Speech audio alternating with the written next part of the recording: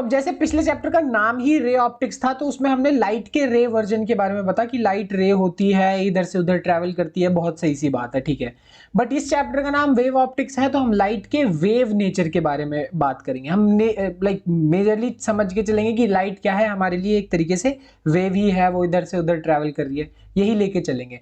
अब यहाँ पे ना कुछ बातें बहुत ज्यादा डीप हो जाएंगी, बट उसमें बहुत ज्यादा डीप ना जाते हुए, अभी रिवीजन वाला वीडियो है तो इतना समझ लो, जैसे हमारे पास पानी की वेव्स होती है ना, रिपल्स उठती हैं, कहीं पे अगर पत्थर डाल दो तो ऐसे ऊपर नीचे होता है, एग्जैक्टली उसी तरीके से, बिल्कुल सेम तरीके से हम लोग लाइट को भी क्या करेंगे, वेव की तरह लेके चलेंगे इस चैप्टर में। और इसी चीज को हम क्या बोलते हैं, वेव फ्रंट बोलते हैं। अब जैसे कि मेरे पास ये पॉइंट सोर्स है लाइट का, पिछले चैप्टर में हम क्या कर रहे थे, हम ऐसे रेज बना रहे थे, ठीक है।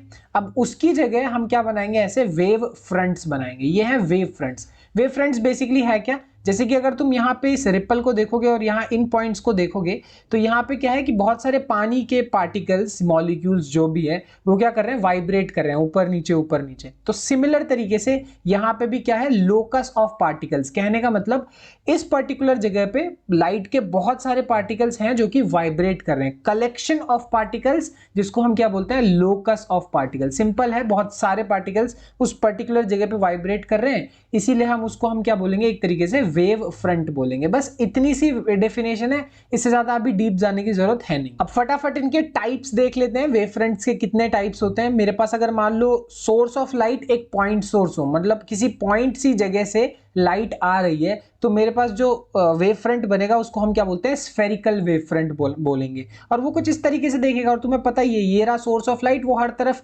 लाइट देने की कोशिश करेगा, तो ये उसकी रेज हो गई, और यहां मैं कलेक्शन ऑफ पार्टिकल्स बनाऊंगा, तो ये मेरे लिए क्या हो गया, वेव फ्रंट हो गया, जो कि साफ साफ नजर आ रहा है क्या है, स्फेरिकल है। सिंपल सी बात है। और एग्जैक्टली सेम तरीके से अगर मान लो मेरे पास ट्यूबलाइट है, तो वो क्या करेगा, अपनी लाइट को हर तरीके से, इस तरीके से, यहाँ हर तरीके से ऐसे पास ऑन करने की कोशिश करेगा। अब इसका अगर तुम वेव फ्रंट बनाने की कोशिश करोगे तो वो कुछ इस तरीके से दिखेगा, वो हमारे लिए क्या हो गया, एक सिलिंड्रिकल वेव फ्रंट हो गया, जहां पे जो मेरे पास सोर्स ऑफ लाइट है वो कहीं ना कहीं एक लीनियर सोर्स ऑफ लाइट है, ठीक है, कोई दिक्कत वाली बात नहीं है। और फाइनल लास्ट हम देख लेते हैं कि अगर रे ऑफ लाइट पैरेलल आ रही हो तो क्या होगा, ठीक है। सारी की सारी रेज इस तरीके से पैरेलल आ रही हो, तो हमारे पास जो वेव फ्रंट बनेगा वो भी कैसा बनेगा, इस तरीके से, यहाँ पे प्लेन शीट्स बनेगी, तो इसको हम क्या बोलते हैं, प्लेन वेव फ्रंट बनेगा। ये बहुत सिंपल सी चीज है। यहाँ पे इमेजिन कर सकते हो कि लाइट ऐसे आ रही है और हम लोग यहाँ बनाएंगे। और अगर इसे समझ नहीं आ रहा तो यहाँ से एक चीज ध्यान रखना, बहुत सिंपल कंसेप्ट है, उससे तुम्हें हमेशा समझ में आ जाएगा। ये मेरी रे ऑफ लाइट है और ये मेरा वेव फ्रंट है।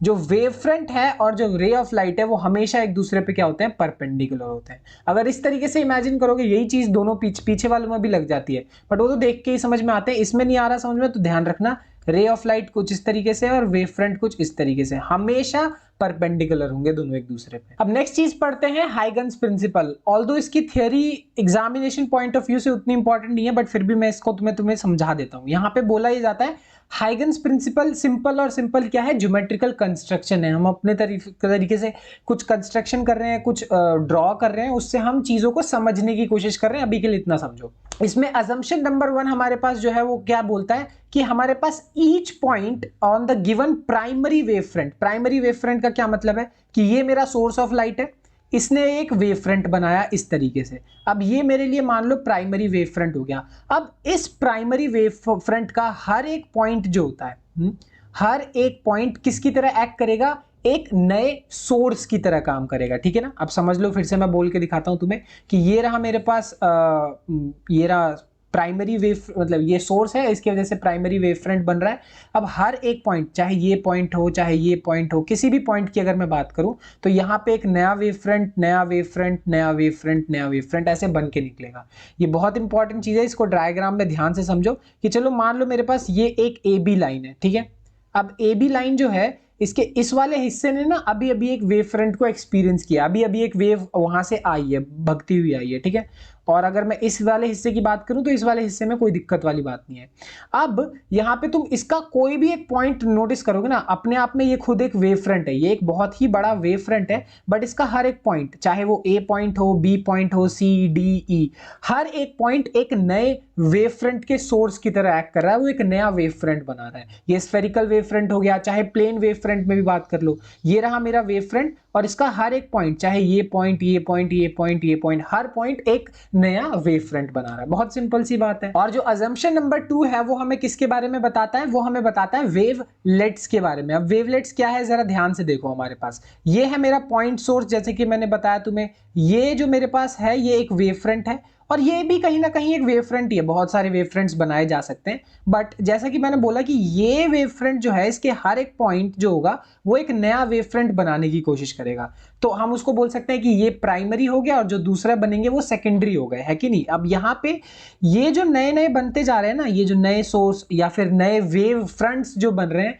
इनको हम नाम देते हैं क्या, वेवलेट्स। सिंपल सा कंसेप्ट है, इसमें बहुत ज्यादा डिटेल में घुसोगे तो कंफ्यूजन होती है, इसीलिए मैं बोलूंगा आउटलाइनिंग देखोगे बहुत आसानी से समझ में आ जाएगा। अब यहां से आता है इंपॉर्टेंट चीज एग्जामिनेशन पॉइंट ऑफ व्यू से। अगर मान लो मुझे रिफ्लेक्शन थ्योरी जो है उसको प्रूव करना है वेव थ्योरी से, मतलब अभी हमने वेव फ्रंट्स के बारे में पढ़ा, ठीक है। अब इसी कंसेप्ट को यूज करके मुझे ये प्रूव करना है कि एंगल ऑफ इंसिडेंस और एंगल ऑफ रिफ्लेक्शन जो है वो बराबर होते हैं, जो हमने रिफ्लेक्शन में पढ़ा। ये चीज हमें प्रूव करनी है तो करी जा सकती है, ज्यादा मुश्किल नहीं है। ध्यान से देखो, सबसे पहली बात तो मेरे पास क्या है कि यहां से लाइट आ रही है और वो रिफ्लेक्ट होके चली जाएगी। अब ये डायग्राम तुम्हें कंफ्यूजिंग लग सकता है, कोई दिक्कत नहीं है, बट स्टेप बाय स्टेप देखो आएगा समझ में।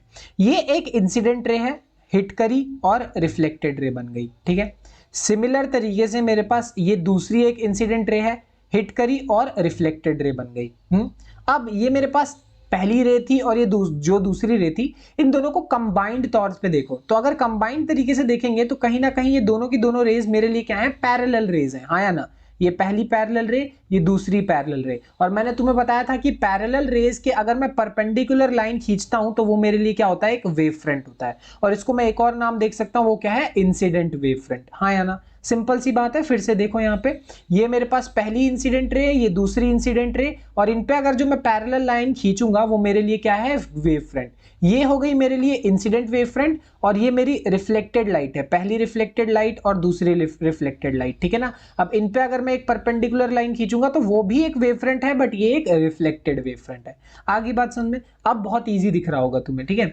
अब इसी चीज को, कंसेप्ट को यूज करके हमें प्रूव करना है कि मेरे पास जो एंगल ऑफ इंसिडेंस है वो एंगल ऑफ रिफ्लेक्शन के बराबर होता है। तो अब इस चीज को प्रूव करने के लिए तुम दो ट्रायंगल्स जरा यहाँ पे ध्यान से देखो। मेरे पास एक तो ये वाला ट्रायंगल जो कि कौन सा है, एबीसी ट्रायंगल, और दूसरा मेरे पास ये कौन सा ट्रायंगल, ये वाला ट्रायंगल, ठीक है। अब इन दोनों ट्रायंगल्स को मैं क्या प्रूव करने की कोशिश करूंगा, कॉन्ग्रुएंट प्रूव करने की। और अगर कॉन्ग्रुएंट प्रूव कर दिया तो हमारा काम बन जाएगा। देखो कैसे। सबसे पहली चीज तो हम ये बोल सकते हैं कि एंगल BAC जो है वो एंगल CDB के बराबर है। जरा चेक कर लो, एंगल BAC और एंगल CDB, ये दोनों एंगल बराबर हैं और दोनों ही 90 डिग्रीज के बराबर हैं। क्या ये बात सही है? हाँ, ये बात सही है, क्योंकि जो रेज है और जो वेव फ्रंट है वो हमेशा एक दूसरे पे परपेंडिकुलर होती है। रे और वेव फ्रंट अब हमेशा एक दूसरे पे परपेंडिकुलर है, तो ये एंगल दोनों के दोनों 90 डिग्री है, इसलिए बराबर हुए। पहली बात प्रूव हो गई। दूसरी चीज, जो एंगल साइड BC है वो साइड BC के बराबर होने वाला है। ये दोनों साइड दोनों ही ट्रायंगल में कॉमन है, तो ये चीज हमारे लिए साफ साफ प्रूव है। और थर्ड और आखिरी चीज क्या है, AC जो है वो BD के बराबर है। ये सबसे इंपॉर्टेंट पॉइंट है। यहाँ पे देखो हो क्या रहा है कि ये मेरे पास पॉइंट A है और ये मेरे पास पॉइंट C है, AC, ये एक डिस्टेंस हुआ, और ये पॉइंट B है और ये पॉइंट D है, ये BD डिस्टेंस पे हुआ, ठीक है। अब ये जो दो रेज थी वो दोनों की दोनों पैरेलल थी, मैंने जैसा कि बोला। अब मैं अगर इस वेव फ्रंट की बात करूंगा ना, तो इस वेव फ्रंट पे सारे पॉइंट्स एक साथ ही आ रहे होंगे। कहने का मतलब क्या है कि चलो ये वाला जो पॉइंट है मेरे पास, पॉइंट नंबर A और पॉइंट नंबर B एक ही टाइम पे स्टार्ट हो रहे हैं, एंड हो रहे हैं, जो तुम्हें मानना है, पर अभी हम स्टार्ट लेके चलते हैं।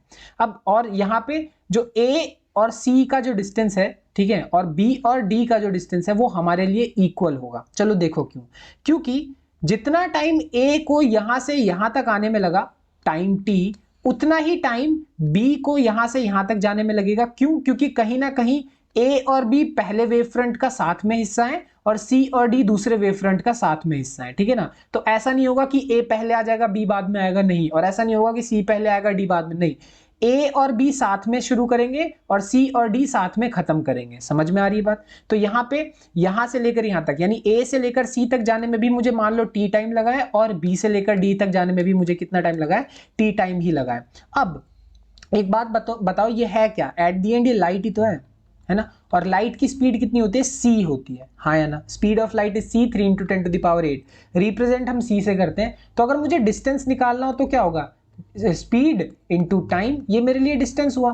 तो अब तुम नोटिस करो कि यहां से लेकर यहां तक का अगर टाइम सेम है, यहां से लेकर यहां तक का अगर स्पीड सेम है, स्पीड भी सेम है, टाइम भी सेम है, तो दोनों का प्रोडक्ट भी सेम होगा, यानी दोनों का डिस्टेंस भी सेम होगा। इसीलिए हम बोलते हैं जो AC डिस्टेंस है वो BD डिस्टेंस के बराबर होगा, क्योंकि दोनों ही डिस्टेंस CT के बराबर है, स्पीड इनटू टाइम के बराबर है। ये बहुत इंपॉर्टेंट है। अब ये चीजें, 3 चीजें प्रूव करने के बाद साफ साफ हम ये बात तो बहुत ही आसानी से कह सकते हैं कि ट्रायंगल ABC जो है वो DCB के कॉन्ग्रुएंट हो गया। हम ये दोनों ट्रायंगल जो है वो कॉन्ग्रुएंट प्रूव करने ही तो निकले थे, बस दोनों ट्रायंगल को कॉन्ग्रुएंट प्रूव कर दिया।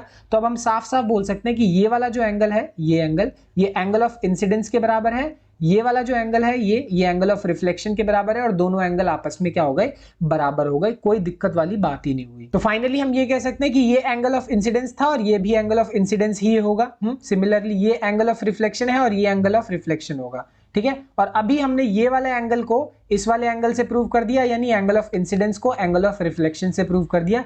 यही तो सारा काम था रिफ्लेक्शन की उसमें, मतलब वेव थ्योरी से हमने रिफ्लेक्शन वाली थ्योरी को प्रूव कर दिया, बहुत सिंपल। ओके, तो हमने रिफ्लेक्शन थ्योरी प्रूव कर दी, अब हम रिफ्रैक्शन थ्योरी प्रूव करेंगे। ये भी सिंपल सी चीज है। यहां पे हम क्या प्रूव करेंगे कि sine i by sine r जो होता है वो एक कांस्टेंट के बराबर होता है। यही तो होती है रिफ्रैक्शन थ्योरी में हमारे पास स्नेल्स लॉ वाली थ्योरी। तो वही चीज हम यहाँ पे प्रूव करने निकलते हैं।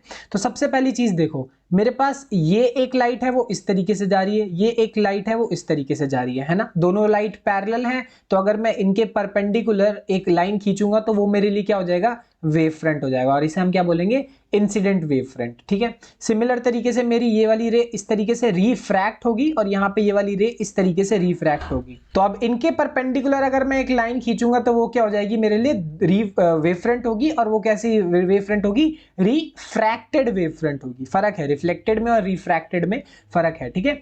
अब ये चीज को यहाँ पे हमें प्रूव करना है तो आसान है। फिर से देखो, ये चीज कोई बहुत बड़ी चीज नहीं है, मैं फिर से बोल दे रहा हूँ, आसान चीज है, हो जाएगी प्रूफ, टेंशन लेने वाली बात नहीं है। तो अब इसको प्रूव करना ना पिछले वाले से बल्कि ज्यादा इजी होता है। क्यों, देखो सबसे पहले मैं क्या करूंगा, साइन BAC एंगल की वैल्यू निकाल दूंगा। साइन BAC ही क्यों, क्योंकि ये वाला जो एंगल है वो एंगल ऑफ इंसिडेंस के बराबर है। अब तुम्हें पता ही है साइन का क्या मतलब होता है, परपेंडिकुलर बाय हाइपोटेनियस। परपेंडिकुलर हमारे लिए क्या है, BC हो गया, ये सामने वाली साइड परपेंडिकुलर, और हाइपोटेनियस क्या है, AC हो गया। दोनों का रेशियो निकाल दोगे तुम्हें साइन की वैल्यू मिल जाएगी।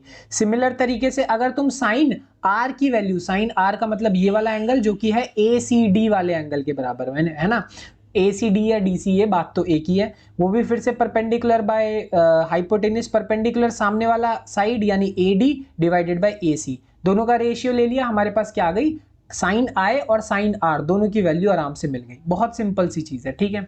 अब यहाँ पे ना एक बात समझो, मुझे प्रूव क्या करना है कि sine I by sine R refractive index के बराबर होता है, बेसिकली एक कांस्टेंट के बराबर होता है। तो मैं दोनों का रेशियो ले लूंगा, साइन I और साइन R को डिवाइड कर दूंगा। अब डिवाइड करेंगे तो नोटिस करेंगे AC और AC कॉमन है, कैंसिल आउट हो गया, बचा क्या, BC बाय AD। अब सबसे इंपॉर्टेंट बात, बोलोगे कि यार पिछली बार तो तुम CT कर रहे थे और दोनों सेम कर दिए, इस बार हम लोग यहाँ पे V1T कर रहे हैं और V2T कर रहे हैं। दो चीजें हैं जो कि डिफरेंट है, मतलब अलग अलग कर रहे हैं, बराबर क्यों नहीं कर रहे इस बार, फर्क है। पिछले बार रिफ्लेक्शन हो रहा था, इस बार रिफ्रैक्शन हो रहा है। यहाँ पे जो मेरी ये वाली रे है वो पहले मीडियम में ट्रेवल कर रही है जो कि रेयरर मीडियम है, और मेरे पास ये वाली जो है रे है वो दूसरे मीडियम में ट्रेवल कर रही है जो कि वो मेरे पास क्या है, डेंसर मीडियम है। और तुम्हें ये बात बहुत अच्छे से मालूम होनी चाहिए कि मेरे पास दो डिफरेंट मीडियम्स में स्पीड ऑफ लाइट क्या होती है, डिफरेंट होती है। स्पीड ऑफ लाइट वाटर में डिफरेंट होगी, ग्लास में डिफरेंट होगी, डायमंड में डिफरेंट होगी, इसी वजह से वेलोसिटीज भी हमने क्या रखी है, डिफरेंट रखी है ना। तो इक्वल टाइम में जरूरी नहीं है कि वो इक्वल डिस्टेंस ट्रेवल करे इस पर्टिकुलर केस में, है ना। तो बस रेशियो निकालोगे, T से T कैंसिल हो जाएगा, बचेगा क्या, V1 by V2, velocity in medium 1, velocity in medium 2, जो कि तुम्हें मालूम ही है किसके बराबर होता है, रिफ्रैक्टिव इंडेक्स के बराबर होता है, हाँ या ना। रिफ्रैक्टिव इंडेक्स का मतलब ही क्या है, रेशियो ऑफ वेलोसिटीज। तो हमने प्रूव कर दिया साइन I और साइन R का जो रेशियो है वो एक कांस्टेंट के बराबर है। और जैसे ये प्रूव कर दिया, हमारी रिफ्रैक्शन थ्योरी भी प्रूव हो गई, किससे, वेव थ्योरी वाली से। तो ये बहुत इजी चीज है, ध्यान रखना, इजी हो गया ये। ओके, तो अब यहां से शुरू होता है इस चैप्टर का ज्यादा इंपॉर्टेंट वाला पार्ट, जो कि सबसे पहली चीज हमारे पास प्रिंसिपल ऑफ सुपरपोजिशन है। अब हम प्रिंसिपल ऑफ सुपरपोजिशन, दो वेव्स के बारे में बात करें कि मेरे पास मान लो दो वेव्स हैं और जब वो सुपर इम्पोज करेंगी एक दूसरे पे, मतलब मान लो या तो वो एक दूसरे से जुड़ेंगी या एक दूसरे को तोड़ेंगी, ऐसा कुछ। चलो देखते हैं। सबसे पहले तो तुम्हें पता ही है, ये हमारे पास वेव होता है, एम्पलीट्यूड, वेव की हाइट, वेव लेंथ, फ्रीक्वेंसी, बहुत सारी चीजें। अभी मैं उन सब के बारे में बात नहीं कर रहा। अभी तुम सिर्फ एम्पलीट्यूड, तुम्हें पता होगा कि हमारे पास ये मीन पोजीशन से कितना ऊपर जाते हैं वो एम्पलीट्यूड होता है ना। और हर टॉप वाले पार्ट को हम क्रेस्ट बोलते हैं, हर नीचे वाले पार्ट को हम क्या बोलते हैं, ट्रफ बोलते हैं, ठीक है ना। अब यहाँ पे होगा क्या कि मान लो इस तरीके की मेरे पास 2, 3, 4 जितनी भी वेव्स हैं, अगर वो एक दूसरे से जुड़ेंगी, फिलहाल हम दो वेव्स के बारे में बात करेंगे, तो जुड़ेंगी तो वो किस तरीके का रिजल्ट देंगी। मेरे पास दो वेव्स हैं, पहली वेव ये, दूसरी वेव ये। तुम नोटिस करो, इसका जो टॉप पार्ट है, इसका जो टॉप पार्ट है वो एक दूसरे से क्या कर रहा है, कोइंसाइड कर रहा है, मतलब क्रेस्ट और क्रेस्ट आपस में मिल रहे हैं। जब भी इस तरीके का चीज होगी, क्रेस्ट और क्रेस्ट आपस में मिल रहे होंगे, तो जो नई वेव बनेगी, जो फाइनल वेव बनेगी, उसका एम्पलीट्यूड दोनों के सम के बराबर होगा। कहने का मतलब, चलो मान लो इसका एम्पलीट्यूड जो है वो 4 है, इसका एम्पलीट्यूड जो है वो मेरे पास कितना है, 5 है। जो फाइनल वाला होगा उसका जो एम्पलीट्यूड होगा वो किसके बराबर होगा, पहले और दूसरे के एम्पलीट्यूड के सम के बराबर होगा, यानी 4 + 5, जो कि मेरे पास कितना हो गया, 9 हो गया, ठीक है ना। तो ये बात ध्यान रखना, बड़ी सिंपल सी चीज है। और ये सिर्फ क्रेस्ट में केस में नहीं है। चलो मान लो मेरे पास दूसरा केस है, जहां पे ये है, जहां पे पहला वेव और जो दूसरा वेव है, दोनों का जो ट्रॉफ है, यानी जो नीचे वाला हिस्सा है, वो एक दूसरे से कोइंसाइड कर रहा है। तो अब क्या होगा, ये दोनों वेव एक दूसरे को क्या करेंगे, मतलब फिर से ये दोनों एक दूसरे से मिलेंगे। बट वो ये कि फाइनली जो मेरे पास रिजल्ट आएगा उसका एम्पलीट्यूड उल्टी डायरेक्शन में होगा। पिछले केस में उल्टी डायरेक्शन में था, इस केस में उल्टी डायरेक्शन में था। अब लास्ट और आखिरी केस मेरे पास क्या है कि ये मेरे पास पहली वेव है, ये मेरे पास दूसरी वेव है, बट दोनों वेव का जो मेरे पास एक वेव का ट्रॉफ और दूसरे वेव का क्रेस्ट एक दूसरे से कोइंसाइड कर रहा है। जब भी ऐसा कुछ देखने को हमें मिले ना, तो जो फाइनल रिजल्ट होता है वो क्या होगा, एक दूसरे को डिस्ट्रॉय करने वाला होगा, ठीक है। यहां तो चलो मान लो पहले वाले का एम्पलीट्यूड मेरे पास 4 था और दूसरे वाले का भी एम्पलीट्यूड मेरे पास 4 था, तो फाइनल जो आएगा वो मेरे पास कितना होगा, A1 - A4, जो कि A1 - A2, 4 - 4, जो कि कितना हुआ, 0 हुआ। बट यहाँ मैं तुम्हें वैसे बता दूं कि अगर मान लो पहला वाला जो है उसका एम्पलीट्यूड 10 था और दूसरा वाला जो है उसका एम्पलीट्यूड मान लो 5 है, तो फाइनल वाला मेरे पास कितना होने वाला है, A1 - A2, जो कि कितना होगा, 10 - 5, जो कि 5 होगा, 0 नहीं होगा। इस केस में जो मेरे पास रिजल्टेंट वेव है उसका एम्पलीट्यूड 0 इसलिए आ रहा है क्योंकि ये जो दोनों वेव है, पहली वेव और दूसरी वेव, दोनों का एम्पलीट्यूड पूरा पूरा बराबर है। ओवरऑल कहने का पॉइंट मेरा यही है कि पहली वेव और दूसरी वेव जब भी वो दोनों एक दूसरे से मिलेंगी ना, टॉप से टॉप और बॉटम से बॉटम, तो वो और बड़ी वेव बनाएंगे। और जब टॉप से बॉटम या बॉटम से टॉप मिलेगा तो वो एक दूसरे को खत्म करने की कोशिश करेंगे, वो एक दूसरे को डिस्ट्रॉय करने की कोशिश करेंगे। बहुत सिंपल और बेसिक चीज है सुपरपोजिशन का प्रिंसिपल। इस चैप्टर में ना तुम्हें कुछ कुछ कंसेप्ट और टर्म्स सुनने को मिलेंगे, जैसे ये एक चीज है मोनोक्रोमैटिक लाइट। बहुत कंफ्यूजन होता है, बट मैं तुम्हें सिंपल करके एक बार समझा देता हूँ। तुम्हें पता है हमारे पास 7 डिफरेंट कलर की लाइट्स होती हैं, सबके डिफरेंट वेवलेंथ फ्रीक्वेंसीज होती हैं। यही अभी के लिए हमारे लिए मोनोक्रोमैटिक लाइट है। अगर तुम सर्टेनली सिर्फ ब्लू लाइट उठा रहे हो, वो भी एक पर्टिकुलर वेवलेंथ की ना, तो वही मेरे लिए क्या हो गई, एक मोनोक्रोमैटिक लाइट। तो अगर मान लो इसकी वेवलेंथ चेंज नहीं हो रही है, इसकी वेवलेंथ चेंज नहीं हो रही है, इनकी नहीं चेंज हो रही, इनकी नहीं चेंज हो रही, तो ये मेरे लिए क्या हो गई, मोनोक्रोमैटिक लाइट्स हो गई। क्योंकि ये सारे के सारे क्या हैं, एक सर्टेन वेवलेंथ की लाइट्स हैं। सिर्फ इतना ही समझ लो, ये बहुत होता है। सर्टेन वेवलेंथ या सर्टेन फ्रीक्वेंसी, एक फिक्स्ड फ्रीक्वेंसी वाली लाइट जो होती है। इससे ज्यादा अगर कंफ्यूज करोगे ना तो बहुत दिक्कत होती है, तो बस इतना समझ के चलो। और यहाँ एक और चीज है, वो क्या है, कोहेरेंट और इनकोहेरेंट सोर्सेज ऑफ लाइट। कहने का मतलब मेरे पास यहाँ पे ये हो गई कि जो कोहेरेंट होता है उनके अंदर 0 और constant phase difference, same frequency, और इनकोहेरेंट के अंदर रैंडम फ्रीक्वेंसी, फेज डिफरेंस। समझने में प्रॉब्लम होती है। फिर से इसको सिंप्लीफाई करके बता देता हूँ। मेरे पास 2 डिफरेंट तरीके की लाइट है। एक तो लाइट बल्ब जो हम अपने घरों में यूज करते हैं, वो चारों तरफ हर जगह लाइट देने की कोशिश करता है।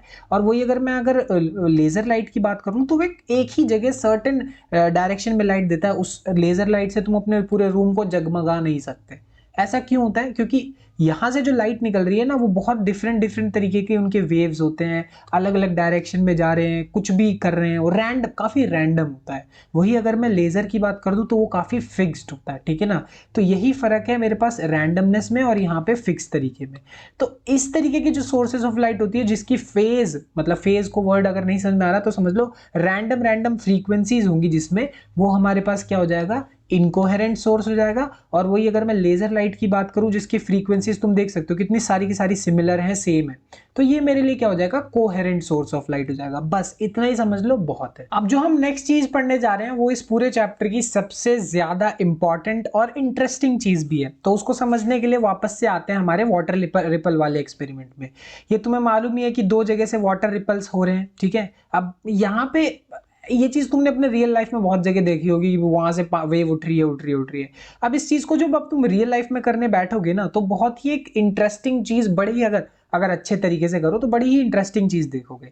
क्या देखोगे कि जब ये दो जगह से वेव्स उठ के आ रही है ना, तो कुछ कुछ एरिया, जैसे ये वाला रीजन जो हो गया, यहाँ पे तो बहुत बढ़िया वेव्स है, बट अगर तुम इस वाले रीजन में देखोगे तो यहाँ बिल्कुल भी वेव्स नहीं है। फिर से इस वाले रीजन में बिल्कुल भी वेव्स नहीं है, इस वाले रीजन में बिल्कुल भी। तो हो क्या रहा है, मेरे कहने का पॉइंट क्या है कि ये दो जगह से वेव्स उठ रही हैं और कहीं कहीं तो बहुत तगड़ी अच्छी अच्छी वेव बन रही है और कहीं कहीं वेव अच्छी नहीं बन रही। तो तुम एकदम सही चीज सोच रहे हो। याद है तुम लोगों, अभी हमने ये पढ़ा था कि जब क्रेस्ट जो है वो क्रेस्ट से मिलता है तो और भी बड़ा क्रेस्ट बनता है। वही हो रहा है यहाँ वाले रीजन्स में।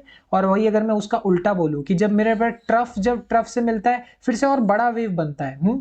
पर अगर मान लो मेरे पास क्रेस्ट जो है वो ट्रफ से मिल जाता है, ये टॉप वाला इससे मिल जाता है, तो होता क्या है, मेरे पास एक सीधी लाइन बनती है, मतलब वो दोनों एक दूसरे को डिस्ट्रॉय करते हैं, जो कि यहाँ पे हो रहा है ना। तो कहने का मतलब है जहां ऊपर वाला हिस्सा ऊपर वाले से हिल रहा है, पीक पीक से मिल रहा है, यानी ट्रॉफ ट्रॉफ से मिल रहा है, क्रेस्ट क्रेस्ट से मिल रहा है, तो अच्छी चीज मिल रही है। बाकी अगर मेरे पास क्रेस्ट ट्रॉफ से मिल जाएगा तो वो एक दूसरे को डिस्ट्रॉय करने लग जाएंगे। और यहीं से हमारे पास एक बहुत इंटरेस्टिंग कंसेप्ट निकल के आता है, उसको हम बोलते हैं यंग्स डबल स्लिट एक्सपेरिमेंट। अब इसी चीज को हम लाइट के पर्सपेक्टिव से समझ के देखते हैं कि यहाँ पे हो क्या रहा है, हमारे पास पैरेलल रेज आ रही हैं, ठीक है। चलो कहीं से भी आ रही हो पैरेलल रेज, अब वो बात की बात है, बट मान लो पैरेलल रेज आ रही है तो हमें पता है इन पैरेलल रेज के अगर परपेंडिकुलर मैं कुछ खींच दूंगा तो वो मेरे लिए क्या होता है, वेव फ्रंट होता है, ठीक है। बहुत बढ़िया, कोई दिक्कत वाली बात नहीं है। अब यंग मतलब साइंटिस्ट जो थे उन्होंने क्या किया, उन्होंने बहुत दो छोटे छोटे स्लिट्स, मतलब बहुत ही माइनर कह सकते हो, जो नीडल होता है ना, नीडल के टिप जितने छोटे छोटे दो छेद किए, ठीक है। अब इन दो छोटे छेदों में से उन्होंने लाइट को पास होने दिया। अब यहां से क्या होगा कि लाइट पास होगी, यहां से भी लाइट पास होगी, और इस पे ये क्या है मेरे पास, ये है स्क्रीन, ठीक है। अब स्क्रीन पे मुझे कुछ देखने को मिलेगा, क्या देखने को मिलेगा वो बात की बात है, बट ये है सिंपल सा सेटअप कि लाइट आ रही है दो छोटे छोटे छेदों में से, जिनके बीच में छोटा सा कोई डिस्टेंस होगा, मान लो डी डिस्टेंस है दोनों के बीच में, तो दोनों के बीच में कोई डिस्टेंस है, और मुझे इस वाले क्या नाम है, स्क्रीन पे कुछ पैटर्न देखने को मिलेगा। कैसा पैटर्न देखने को मिलेगा, सबसे पहले ये होगा। हुआ क्या, कहने का मतलब यहाँ पे कि मेरे पास यहां वाली से और यहां वाली से दोनों से ही लाइट निकलेगी, एग्जैक्टली उसी तरीके से जैसे वहां वाटर जो है वो एक दूसरे से इंटरफेयर कर रहा था ना, एग्जैक्ट सेम तरीके से यहां पे भी जो दो लाइट के दो अलग अलग सोर्स बन गए। अब मानो या ना मानो, तुम्हें ये बात तो समझ में आई गई होगी, माना लाइट यहाँ पे सेम थी, बट यहाँ पे दो छेद करने की वजह से अब मेरे पास दो डिफरेंट सोर्स ऑफ लाइट बन गए, जैसे वहां पानी में हो रहा था, और यहाँ पे भी अब पानी में क्या मतलब, ये जो लाइट है वो एक दूसरे से क्या कर रहे हैं, इंटरफेयर कर रहे हैं।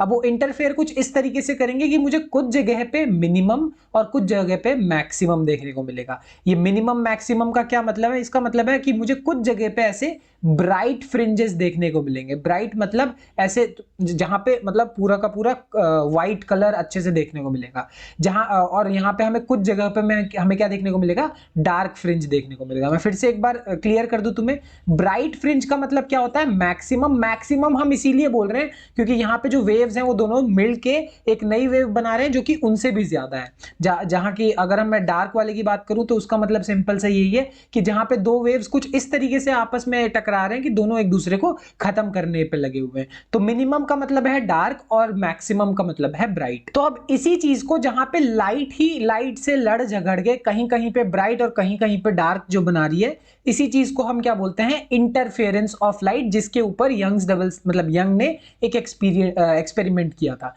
कहने का मतलब क्या है कि सुपरपोजिशन की वजह से, यानी वेव्स के मिलने और वेव्स के एक दूसरे को डिस्ट्रॉय करने की वजह से हमें कुछ कुछ पोजीशन पे जो लाइट की इंटेंसिटी होती है वो मैक्सिमम देखने को मिलती है, और कुछ कुछ पॉइंट्स पे लाइट की जो इंटेंसिटी है वो मिनिमम देखने को मिलती है। यहाँ बहुत सारे 3-3 एग्जांपल मैंने लगाए हुए हैं, तुम तीनों से ही आराम से ये बात समझ सकते हो कि तुम देख सकते हो यहाँ पे कहीं कहीं पे मुझे रेड, बहुत अच्छा रेड रेड दिखने को मिल रहा है, और कहीं कहीं मुझे ऐसे डार्कनेस देखने को मिल रहा है। डार्कनेस का मतलब ये है कि इंटेंसिटी जो है वो मिनिमम हुई, और ब्राइटनेस का मतलब ये है कि जो इंटेंसिटी लाइट की है वो क्या हो गई, मैक्सिमम हो गई। ये कोई बहुत बड़ी चीज नहीं है, सिंपल सी चीज है। मैं एक बार फिर से एक्सप्लेन कर दूं, लाइट ही लाइट से टकरा रही है, वो एक दूसरे से क्या कर रही है, सुपर इंपोज कर रही है। इसी चीज के ऊपर यंग्स डबल स्लिट ने, मतलब यंग जी ने एक एक्सपेरिमेंट किया था, और इसी पूरे प्रोसेस को हम क्या बोलते हैं, इंटरफेरेंस ऑफ लाइट बोलते हैं। सिंपल सी भाषा में समझ में आ गया होगा अब तुम्हें। तो अब यहाँ कंडीशन समझ लेते हैं। कंडीशन का क्या मतलब है कि ये मेरे पास जो क्या किस किस पोजीशन में मुझे कंस्ट्रक्टिव इंटरफेरेंस मिलेगा और किस पोजीशन में मुझे डिस्ट्रक्टिव इंटरफेरेंस मिलेगा। इसका कहने का मतलब क्या है कि हमें साफ साफ पता है कि कुछ जगहों पे डार्क फ्रिंज बन रहा है और कुछ जगहों पे ब्राइट फ्रिंज बन रहा है, बट उसका रीजन क्या है। सबसे पहले तो डार्क और ब्राइट का रिलेशन देख लो। जहां जहां पे मेरे पास ब्राइट फ्रिंज बनेगा उसका मतलब क्या है, कंस्ट्रक्टिव इंटरफेरेंस। कंस्ट्रक्टिव का मतलब क्या है कि पहली लाइट और दूसरी लाइट एक दूसरे से कंस्ट्रक्टिवली, मतलब बहुत अच्छे तरीके से मिल रहे हैं, इसीलिए इंटेंसिटी और ज्यादा बढ़ जा रही है, मैक्सिमम हो जा रही है, ब्राइट फ्रिंज देखने को मिल रहा है। फ्रिंज का मतलब ये होता है पट्टी, छोटी सी पट्टी जो है ये फ्रिंज है, ठीक है ना।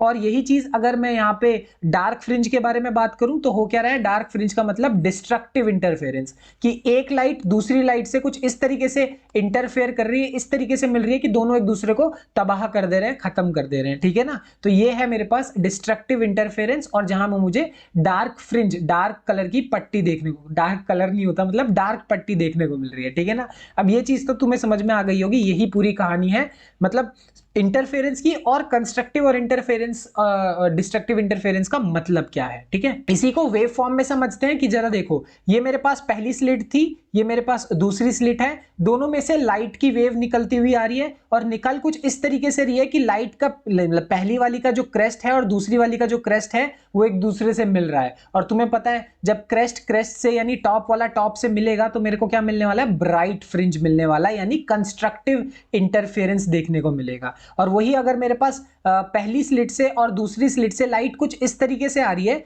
कि उसका जो नीचे वाला पार्ट है, यानी क्रेस्ट जो ट्रॉफ जो है वो क्रेस्ट से मिल रहा हो, ये देख रहे हो ना, नीचे वाला पार्ट ऊपर वाले पार्ट से मिल रहा है, तो वो दोनों एक दूसरे को डिस्ट्रॉय करेंगे, और वो क्या होता है मेरे पास, डार्क फ्रिंज, या फिर हम क्या बोल सकते हैं, डिस्ट्रक्टिव इंटरफेरेंस। बात समझ में आ गई होगी, ये इतने से ही है और बेसिक सिंपल सी बात है। चलो अब इस चीज को मैं एक मैथमेटिकल वे में रिप्रेजेंट करने की कोशिश करता हूं। ये था मेरा ब्राइट फ्रिंज, ये था डार्क फ्रिंज, यानी कंस्ट्रक्टिव और डिस्ट्रक्टिव इंटरफेरेंस।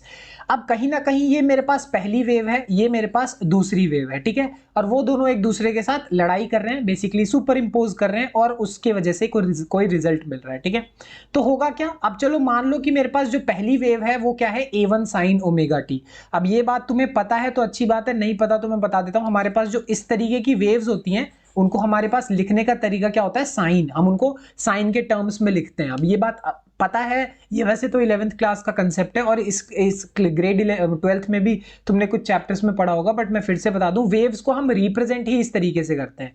कहने का मतलब मेरे पास अगर मान लो y = a sin omega T है ना, तो ये मेरे पास क्या होता है, a जो है वो उसका एम्पलीट्यूड बता रहा होता है, एम्पलीट्यूड मतलब ये जो मैक्सिमम हाइट वो जा रहा है, a उसका एम्पलीट्यूड बता रहा है, टी क्या है हमारे पास, कोई भी रैंडम इंस्टेंट ऑफ टाइम, कोई भी टाइम, किसी भी टाइम पे उसकी क्या पोजीशन है वो तुम उससे निकाल सकते हो। और ओमेगा का मतलब क्या है, एंगुलर फ्रीक्वेंसी। अब ये सब चीजें तुमने पहले पढ़ी हो तो अच्छी बात है, नहीं भी पता तो यहाँ पे उतनी कोई दिक्कत तुम्हें होगी नहीं, चिंता मत करो। अभी के लिए इतना समझ लो कि मेरे पास ये पहली वेव है और दूसरी वेव है, इससे हम डील कैसे करेंगे वो जान लेते हैं, ठीक है।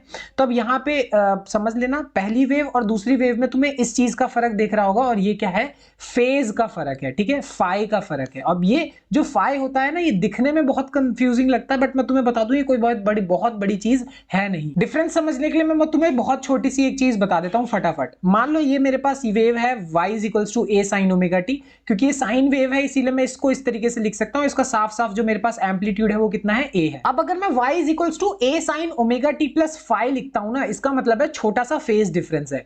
तुम सोचोगे फर्क क्या आ जाएगा, इससे कुछ फर्क नहीं आएगा, बस जो मेरी वेव है इधर के इधर चली जाएगी, बस मतलब उसकी जो पोजीशन है ना वो बदल जाएगी, उसके अलावा कुछ भी नहीं होगा। मेरे कहने का मतलब समझ लो कि हो सकता है कि पिच मतलब वाई साइन ओमेगा टी और ओमेगा टी प्लस फाइव दिखने में तुम्हें बिल्कुल एक जैसी लगे, और है भी वो एक जैसी ही, बस फर्क क्या है, वो एक जो है वो थोड़ा सा राइट में शिफ्टेड है या लेफ्ट में शिफ्टेड है अकॉर्डिंग टू जो भी मेरे पास फाई की वैल्यू होगी, बस इतना समझ लो। अब ये दोनों एक दूसरे पे सुपर इंपोज करेंगे, तो सुपर इंपोज करने पे होगा क्या, ये मेरी पहली वेव, ये दूसरी वेव, दोनों को मैंने एक दूसरे से ऐड कर दिया, ठीक है। y1 जो है वो a1 साइन ओमेगा टी के बराबर है, y2 जो है वो a2 sign omega t plus five के बराबर है, ठीक है। अब इसको करना कोई बहुत बड़ी चीज नहीं है, मैंने क्या किया, जो sign omega t plus five है ना उसको ओपन कर दिया। ओपन करने से क्या मतलब है, sine omega t cos five, cos omega t sine five. अब ये फॉर्मूला तुम्हें पता है तो अच्छी बात है, नहीं पता तो मैं बता दूं, साइन ए प्लस बी जो होता है वो हमारे पास किसके बराबर होता है, sign A cos B plus cos A sine B. ये फॉर्मूला होता है, मैथमेटिक्स में पढ़ा होगा तुम लोगों ने, वही चीज है, साइन ए प्लस बी, यहाँ पे sign A cos B cos A sine B, वही चीज किया और कुछ भी नहीं किया, ठीक है। अब यहां से हम क्या कर सकते हैं, हम लोग a1 प्लस ये जो साइन ओमेगा टी है उसको कॉमन उठा सकते हैं। कहां से जरा चेक करो, साइन ओमेगा टी इस वाले टर्म में है, साइन ओमेगा टी इस वाले टर्म में है। अगर इन दोनों में से मैं साइन ओमेगा टी को यहाँ पे कॉमन ले लूंगा तो बचेगा क्या, यहां बचेगा a1 और यहां बचेगा a2 cos फाइव। साफ साफ नजर आ रहा है, कोई दिक्कत वाली बात नहीं है। अब जो मैं नेक्स्ट स्टेप करने जा रहा हूं ये बहुत ज्यादा इंपॉर्टेंट है। देखो ये समझ में थोड़ा कम आता है, हो सकता है अभी तुम्हें थोड़ा कम भी समझ में आए, बट देख लो ये बहुत इंपॉर्टेंट चीज है।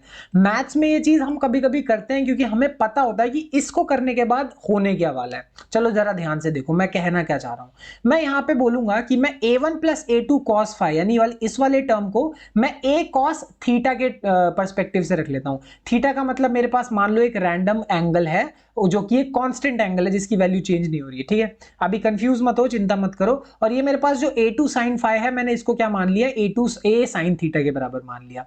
अब ये करने के पीछे मेरा रीजन क्या है, ताकि मैं इस इक्वेशन में ना इसकी जगह ये लिख सकूं और इसकी जगह मैं a sin थीटा लिख सकूं। अब ये लिखने के बाद होगा क्या कि जो मेरी इक्वेशन है वो कुछ इस तरीके से दिखेगी, a cos theta sin omega T, a sin theta sin cos omega T. जरा इन दोनों ही इक्वेशंस में से तुम a को कॉमन ले सकते हो, बिल्कुल ले सकते हो। बचेगा क्या, cos theta sin omega t plus sin theta cos omega T, ये बचेगा मेरे पास। अब जरा फिर से देखो ये है किसके बराबर, cos a sin b sin a cos b। अभी हमने पढ़ा था कि ये किसके बराबर होता है, sin a प्लस b के बराबर होता है, ठीक है। और ये मेरे पास यहां पे इक्वेशन बन गई। देखो तो मेरा ये सारा करने के पीछे पर्पस क्या था, पर्पस बहुत ही ज्यादा सिंपल था। मैं किसी भी वेव को साइन वेव में ही रिप्रेजेंट करना चाहूंगा, तो मेरे पास इनिशियल फेज में जब ये दोनों वेव्स थी उनको मैंने साइन में रिप्रेजेंट किया, और जब मेरे पास इन दोनों का रिजल्ट जो आएगा मैं उसको भी साइन में ही रिप्रेजेंट करना चाहता हूं।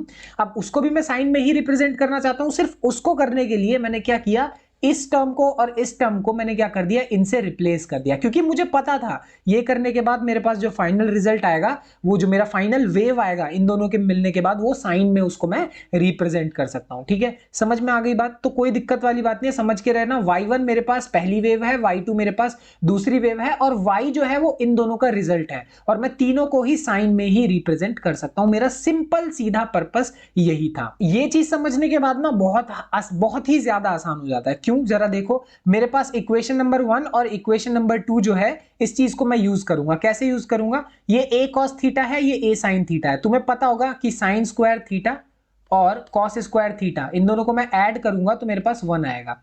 तो यही एक तरीका है मुझे थीटा को एलिमिनेट करना है। क्यों करना है, थीटा एक रैंडम था जो मुझे मालूम नहीं था। यहां पे जो a है वो ये इस चीज का मतलब इस चीज की अहमियत है। क्यों, पहली वेव दूसरी वेव दोनों मिल रहे हैं, तो जो मेरे पास जो नई वेव बन रही है ना, ये इसका जो एम्पलीट्यूड है, नई वेव का जो एम्पलीट्यूड है वो क्या है, कैपिटल ए है। तो जो कैपिटल ए है उसकी तो अहमियत है, बट ये थीटा जो है मुझे इसे एलिमिनेट करना है। एलिमिनेट करने के लिए मैं करूंगा क्या, कॉस स्क्वायर थीटा और साइन स्क्वायर थीटा कर दूंगा, क्योंकि cos square theta plus sine square theta 1 होता है। तो यहां हम करेंगे क्या, जरा नोटिस करो कि यहां पे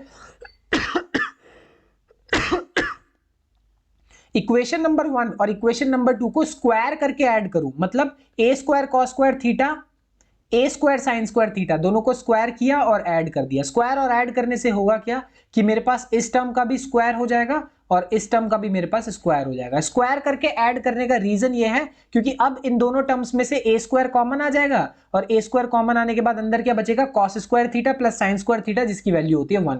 तो मैंने थीटा एलिमिनेट कर दिया, भले ही मैंने उसको यूज किया किस लिए, ताकि ये इक्वेशन बना सकूं, और ये बना लिया, मैंने उसको एलिमिनेट कर दिया, बस यहां से इक्वेशन आसान बन जाती है। ए प्लस बी का whole square, a square plus b square plus 2ab, वही वाली कहानी है, कोई बहुत बड़ी कहानी नहीं है। और वो करने के बाद होगा क्या कि तुम नोटिस करोगे कि a2 square cos square phi था और a2 square sine square phi है। इन दोनों में से भी जो a2 स्क्वायर है वो कॉमन आ गया, cos square phi plus sine square phi 1 हो जाएगा और बचेगा क्या, 2a1 a2 कॉस फाइ। तो फाइनली मेरे पास जो रिजल्ट आया वो ये आया, a is equals to a1 square plus a2 square plus 2a1 a2 cos phi. अब ये बहुत ज्यादा इजी रिजल्ट है। देखो मैं बोलूंगा कि ये डेरिवेशन थोड़ा आप कम पूछते हैं, ऐसा नहीं है कि नहीं आ सकता है, बट डेरिवेशन कम पूछी जाती है। ये जो फाइनल रिजल्ट है इसकी बहुत अहमियत है। ये फाइनल रिजल्ट कहना क्या चाहता है, ये कहना ये चाहता है कि मान लो मेरे पास पहली जो वेव है इसका एम्पलीट्यूड है a1, दूसरी वेव उसका एम्पलीट्यूड है a2।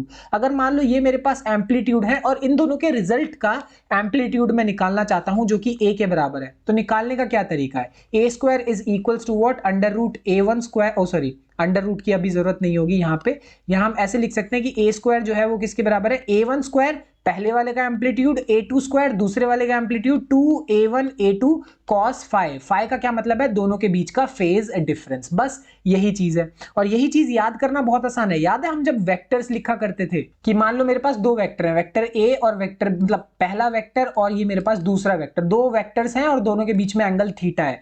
तो अगर मुझे इनका रिजल्टेंट लिखना होता तो याद है ऐसे लिखते थे हम, f1 square plus f2 square plus 2f1 f2 cos theta, theta इन दोनों के बीच का एंगल। इस तरीके से हम रिजल्टेंट ऑफ अ वेक्टर लिखा करते थे। वही सेम कहानी इस फॉर्मूले में भी है, पहला वाला एम्पलीट्यूड दूसरा वाला amplitude 2a1 a2 cos phi, ये मेरे पास फाइनल रिजल्ट का एम्पलीट्यूड दे देगा, कोई डिफरेंस ही नहीं है। तो इस तरीके से इसको समझ लोगे तो ज्यादा आसानी पड़ेगी और इजी भी पड़ेगा तुम्हें। नेक्स्ट चीज है हमारे पास इंटेंसिटी। अगर हमें इंटेंसिटी निकालनी है तो क्या मेथड होगा, पहली बात तो इंटेंसिटी का मतलब समझ लो ब्राइटनेस से होता है, लो इंटेंसिटी हाई इंटेंसिटी वही वाली बात है। और यहाँ पे तो और आसान है समझना, क्योंकि हमें ब्राइट फ्रिंज मतलब हाई इंटेंसिटी, डार्क फ्रिंज मतलब मिल रहे हैं मतलब लो इंटेंसिटी, इससे ज्यादा कुछ है ही नहीं, बस इतनी सी बात है। अब यहाँ पे स्टेप बाय स्टेप करके कुछ कुछ चीजें समझो, ठीक है, कि यहाँ पे जो इंटेंसिटी होता है ना वो क्या होता है, हमेशा directly proportional to amplitude square होता है। यानी मेरे पास कोई ये एक वेव है जिसकी एम्पलीट्यूड मान लो a है, तो अगर मान लो मुझे उसका इंटेंसिटी निकालना है तो इंटेंसिटी डायरेक्टली प्रोपोर्शनल होता है a स्क्वायर के।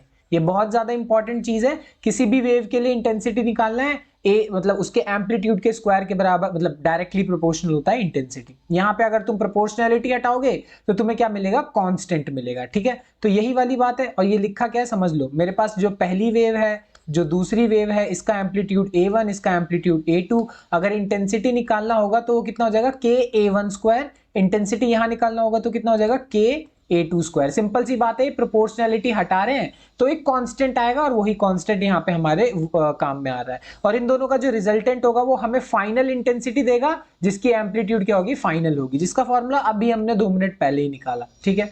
तो अब वही चीज है कि हमारे पास a square is equals to a1 square plus a2 square plus 2a1 a2 cos phi, ये जो हमारे पास फॉर्मूला था इसी चीज को अब यूज करेंगे। चलो अगर मान लो मैं इसमें पूरे ही इक्वेशन में अगर k से मल्टीप्लाई कर दूं तो क्या दिखेगा, ये इक्वेशन कुछ इस तरीके से दिखेगा, k a square k a1 square k a2 square plus 2 root k a1 2 मतलब रूट से कंफ्यूज मत होना, क्योंकि रूट k और root k at the end वो क्या होता है, k ही होता है। तो यहाँ पे अगर जो हम k से मल्टीप्लाई कर रहे हैं उसको हम रूट के में अलग अलग बांट दे रहे हैं। क्यों कर रहे हैं ऐसा, क्योंकि यहां से ना हमें एक बहुत आसान चीज मिलेगी, ठीक है। होगा क्या कि ये जो है अब वो मेरे पास इंटेंसिटी, फाइनल इंटेंसिटी रिजल्टेंट की वो मिल जाएगी, ये है पहले वाले की इंटेंसिटी, ये दूसरे वाले की इंटेंसिटी, तो बस यही वाली चीज है, ये हमारे पास इस तरीके से आ गई। दो फाइनल रिजल्ट है। अगर मान लो तुम्हें इंटेंसिटी निकालनी है किसी भी पॉइंट पे तो तुम ये वाला फॉर्मूला यूज कर सकते हो, बहुत इजी और सिंपल सा फॉर्मूला, ठीक है ना। और बेसिकली क्या है, i is equals to i1 plus i2 plus 2 root i1 i2 cos phi, इतनी सी ही बात है और कुछ भी नहीं है।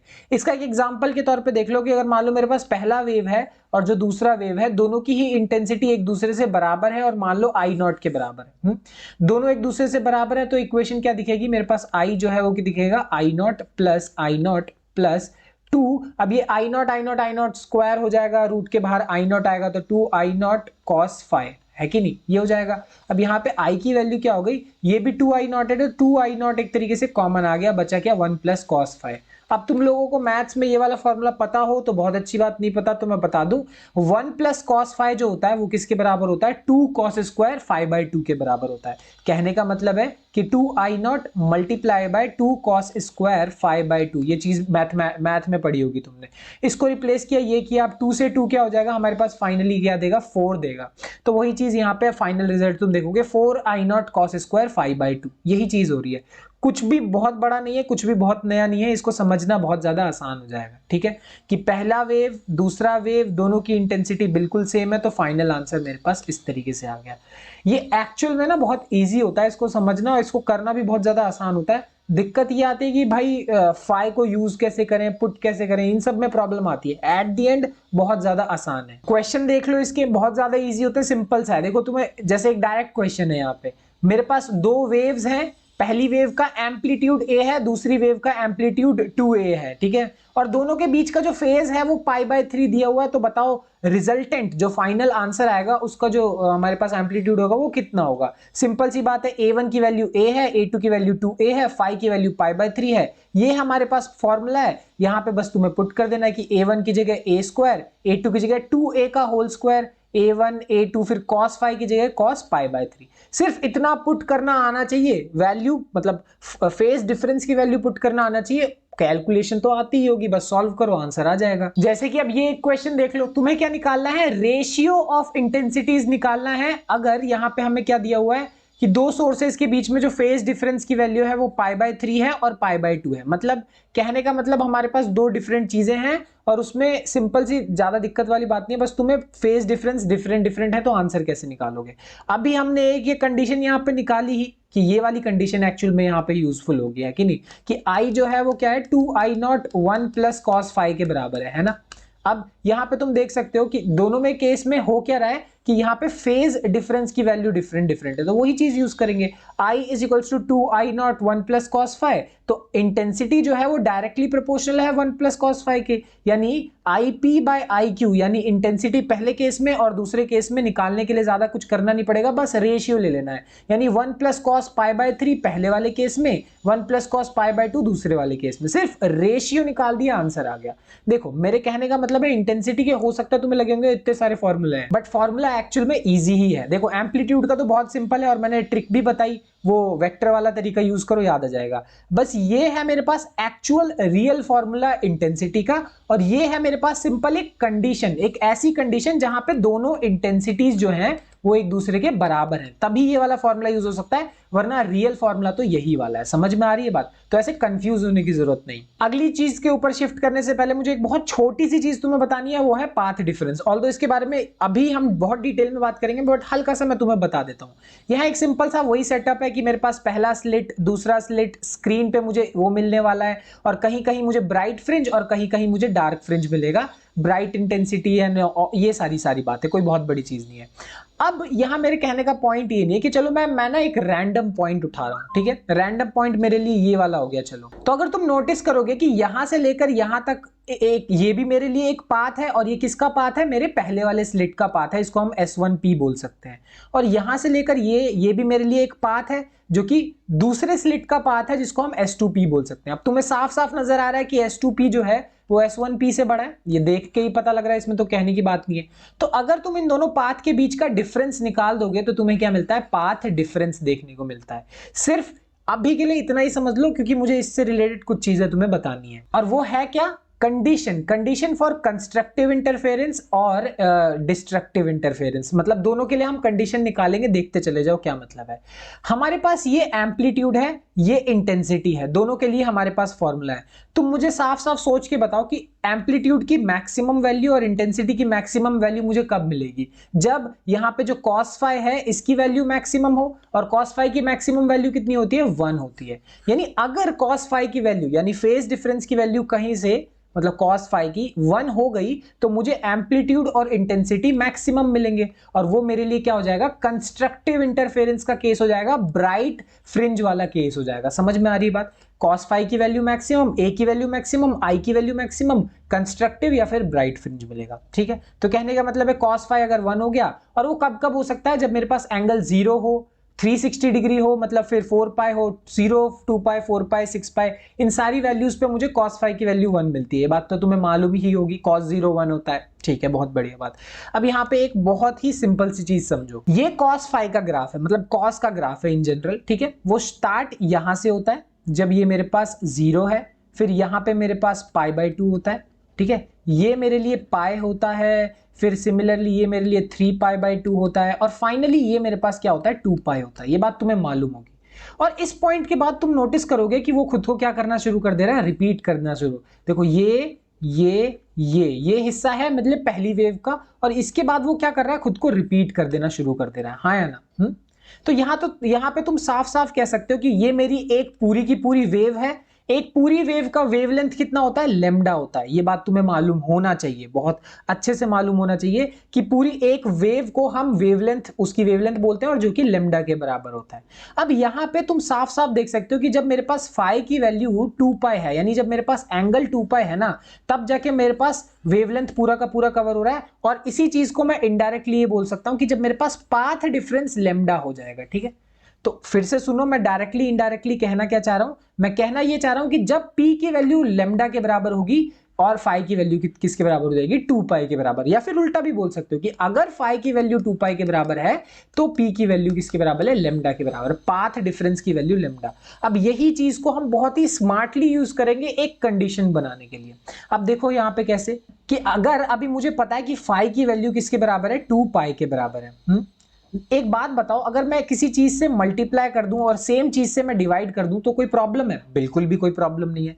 बट बड़े ही स्मार्टली अब हम क्या करेंगे, यहां पे 2π एक लेमडा की जगह हम p रख देंगे। p क्या है, पाथ डिफरेंस है, और वो कहीं ना कहीं लेमडा के बराबर ही है। बिल्कुल, ये मेरे पास लेमडा आ गया। तो तुम जरा देख रहे हो, phi is equals to 2πp/λ। ये बहुत ही इंपॉर्टेंट चीज है। ठीक है, ये दिखने में लगता है कि कहां से आ गया, क्या कंफ्यूजन है, बिल्कुल भी कोई दिक्कत नहीं है।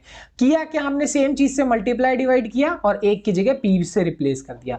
अब ये हमें ना एक कंडीशन देके जाएगा। कंडीशन का क्या मतलब है कि ये मेरे पास सारी की सारी वैल्यूज हो गई, मतलब फाई की वैल्यू अगर 0, 2π, 4π वगैरह थी, और फाई को ही अभी मैंने किसके बराबर रखा, 2πp/λ के बराबर रखा, तो फाइनली मैं क्या कर सकता हूं कि ये सारी वैल्यूज 0, 2π, 4π वगैरह के बराबर है। और इनडायरेक्टली मैं ये भी बोल सकता हूं कि p की वैल्यू 0, लेमडा, 2 लेमडा, 3 लेमडा वगैरह वगैरह के बाद तुम वैल्यूज पुट करके देख लो, तुम्हें कंडीशन मिलती चली जाएंगी। तो हमने इतनी मेहनत की क्यों, यहां पे चेक कर लो। लाइक एग्जांपल के तौर पर मैं तुम्हें एक कंडीशन उठा के देखता हूं। चलो 4π वाला उठाते हैं, कि अगर मैंने ये जो मेरे पास फाई की वैल्यू 4π के बराबर हुई, और फाई मेरे पास ये है, इसको मैंने 4π के बराबर रखा, पाई से पाई कैंसिल हुआ और 2 से ये 2 टाइम्स कैंसिल हुआ, तो p साफ साफ दिख रहा है 2 लेमडा के बराबर होगा, है ना।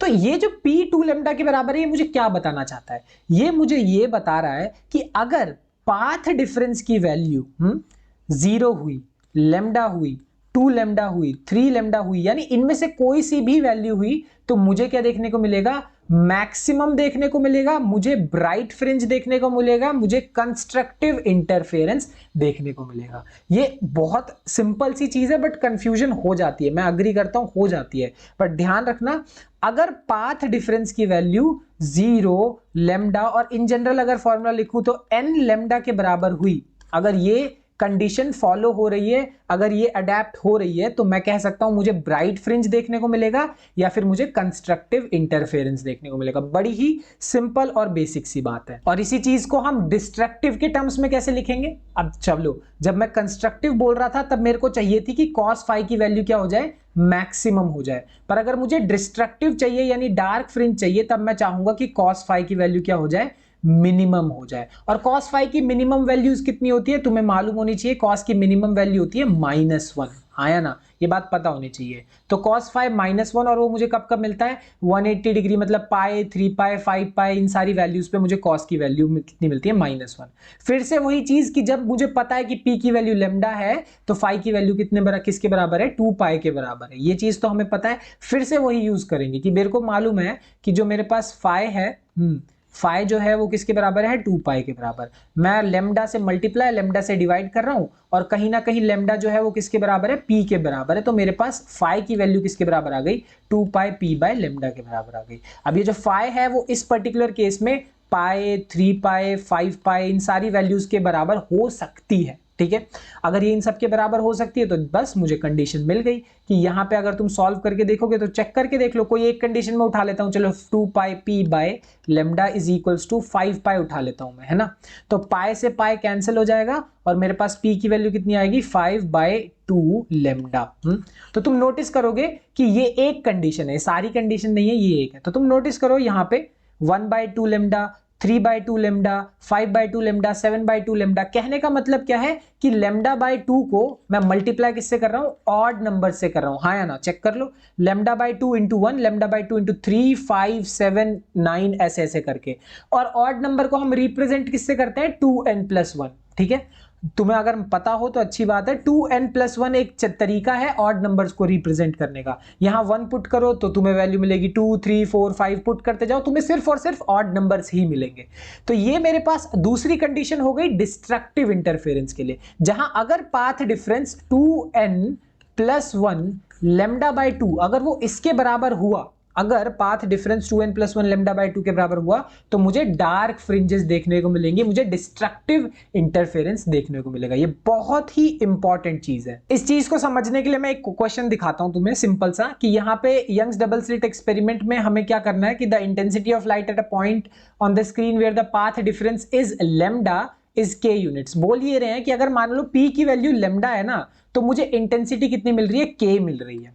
कहने का मतलब ये चीज बोल रहे हैं वो, कि जब पी की वैल्यू लेमडा है तब मुझे इंटेंसिटी की वैल्यू के बराबर मिल रही है, ऐसा क्वेश्चन में तुम्हें दिया हुआ है। और हमें ये बात तो अच्छे से मालूम ही है कि अगर पी की वैल्यू लेमडा के बराबर होती है तो फाई की वैल्यू किसके बराबर होती है, 2 पाई के बराबर होती है। ये बात हमें मालूम है और इस क्वेश्चन में आई को के बराबर दिया हुआ है, ठीक है। सॉल्व करके देख लो ना, यहाँ फाई की वैल्यू अगर 2 पाई पुट करोगे तो कॉस स्क्वायर पाई हो जाएगा, कॉस पाई की वैल्यू -1, -1 का स्क्वायर 1 हो गया, 4i0, यानी आई की वैल्यू 4i0 के बराबर है, जिसको क्वेश्चन में के बोला हुआ है। अब तुम्हें बोला क्या है कि lambda by 4, lambda by 3, lambda by 2, ये 3 डिफरेंट वैल्यूज के लिए करना क्या है तुम्हें कि तुम्हें इंटेंसिटी की वैल्यू बतानी है। अब देखो बहुत ज्यादा दिक्कत नहीं है, अगर पी की वैल्यू लेमडा है तो फाई की वैल्यू 2 पाई है।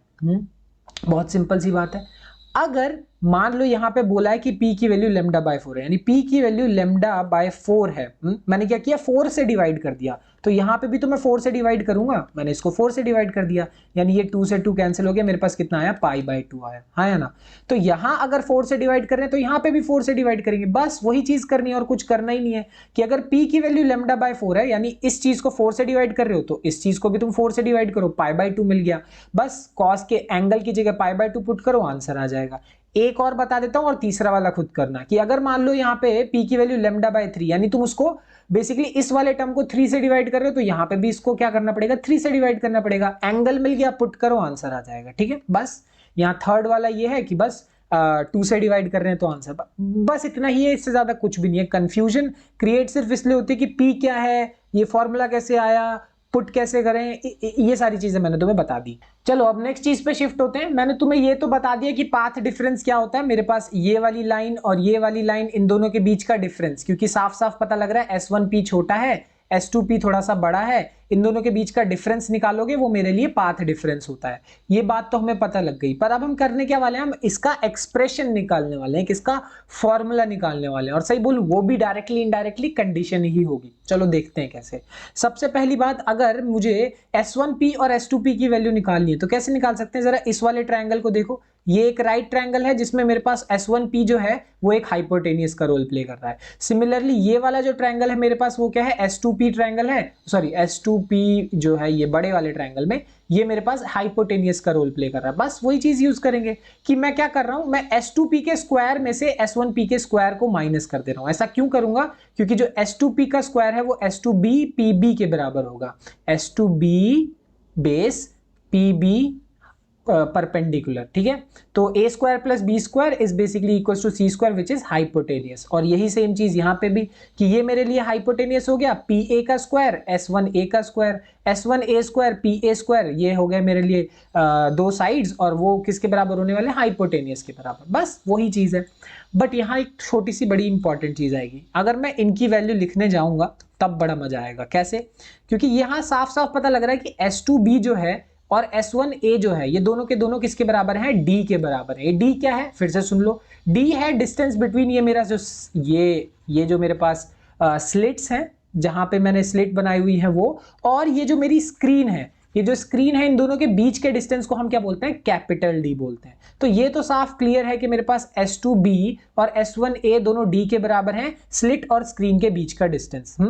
अब इंपॉर्टेंट होता है जब हम बात करेंगे किस किस डिस्टेंस के बारे में, इस डिस्टेंस के बारे में P1 PA, और अगर हम बात करेंगे ये PB डिस्टेंस के बारे में। तो देखो कैसे होगा, यहाँ पे हम लिखेंगे ऐसे, इसकी जगह हमने D लिख दिया, इसकी जगह भी हमने D लिख दिया, बचा क्या, हम किसको लिख रहे हैं, PB को लिख रहे हैं x प्लस डी का होल स्क्वायर। कैसे, जरा ध्यान से देखो, मेरे पास अगर मैं इस पूरे डिस्टेंस की बात करूं तो पूरे डिस्टेंस में सबसे पहले ये वाला हिस्सा तो मेरे पास x है, और ये वाला हिस्सा मेरे पास क्या है, d/2 है, और मैं x और d/2 को ऐड कर दूं तो वो किसके बराबर आ रहा है, pb के बराबर आ रहा है। साफ साफ क्लियरली देख लो डायग्राम से, तुम्हें इतना तो समझ में आ ही रहा होगा। और सिमिलर तरीके से अगर मैं इसकी वैल्यू लिखूं तो होगा क्या, ये बड़ा सा x और उसमें से छोटा सा d/2 मैं सब्ट्रैक्ट कर दूं तो मुझे pa की वैल्यू मिल जाएगी। pa कितना हो गया मेरे पास, x माइनस d/2।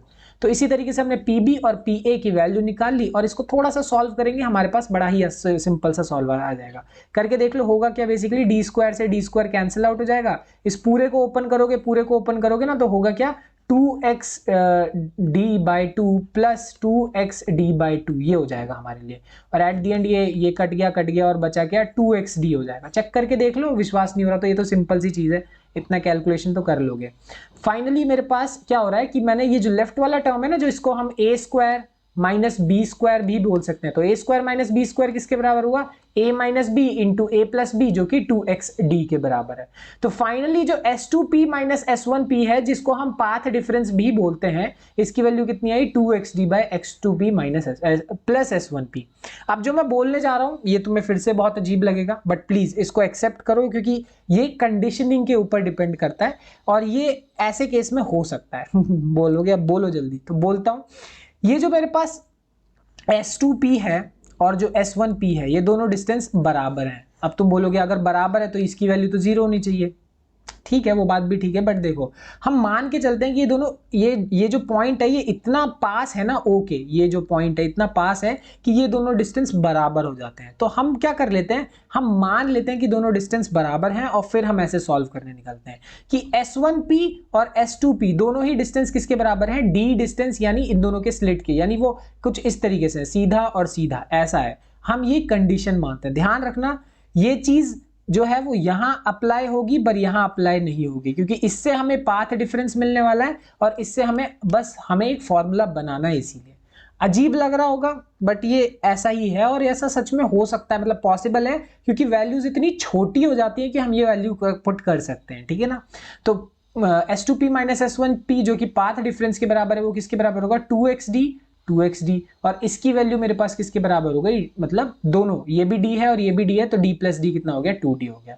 फाइनली मेरे पास पाथ डिफरेंस का फॉर्मूला कितना आया, यहाँ पे xd बाई डी, ठीक है ना, यानी 2 से 2 कैंसिल हो गया, और ये मेरे लिए फाइनल आंसर है। तो समझ लो ये बहुत ही सिंपल सी चीज है कि अगर तुम्हें पाथ डिफरेंस निकालना हो तो तुम्हारे लिए क्या आएगा, xd बाई डी आएगा। यहाँ पे x क्या है, ध्यान रखना कि x जो है वो डिस्टेंस है सेंटर से, सेंटर वाले पॉइंट से कितने डिस्टेंस की बात कर रहे हैं वो हमारे लिए x है। स्मॉल d का मतलब है ए स्लिट की विड्थ, ये जो मेरे पास S1 है और S2 है, दोनों स्लिट्स हैं, और वो एक दूसरे से कितने जुदा है, मतलब कितना डिस्टेंस है इन दोनों के बीच में, वो स्मॉल d है।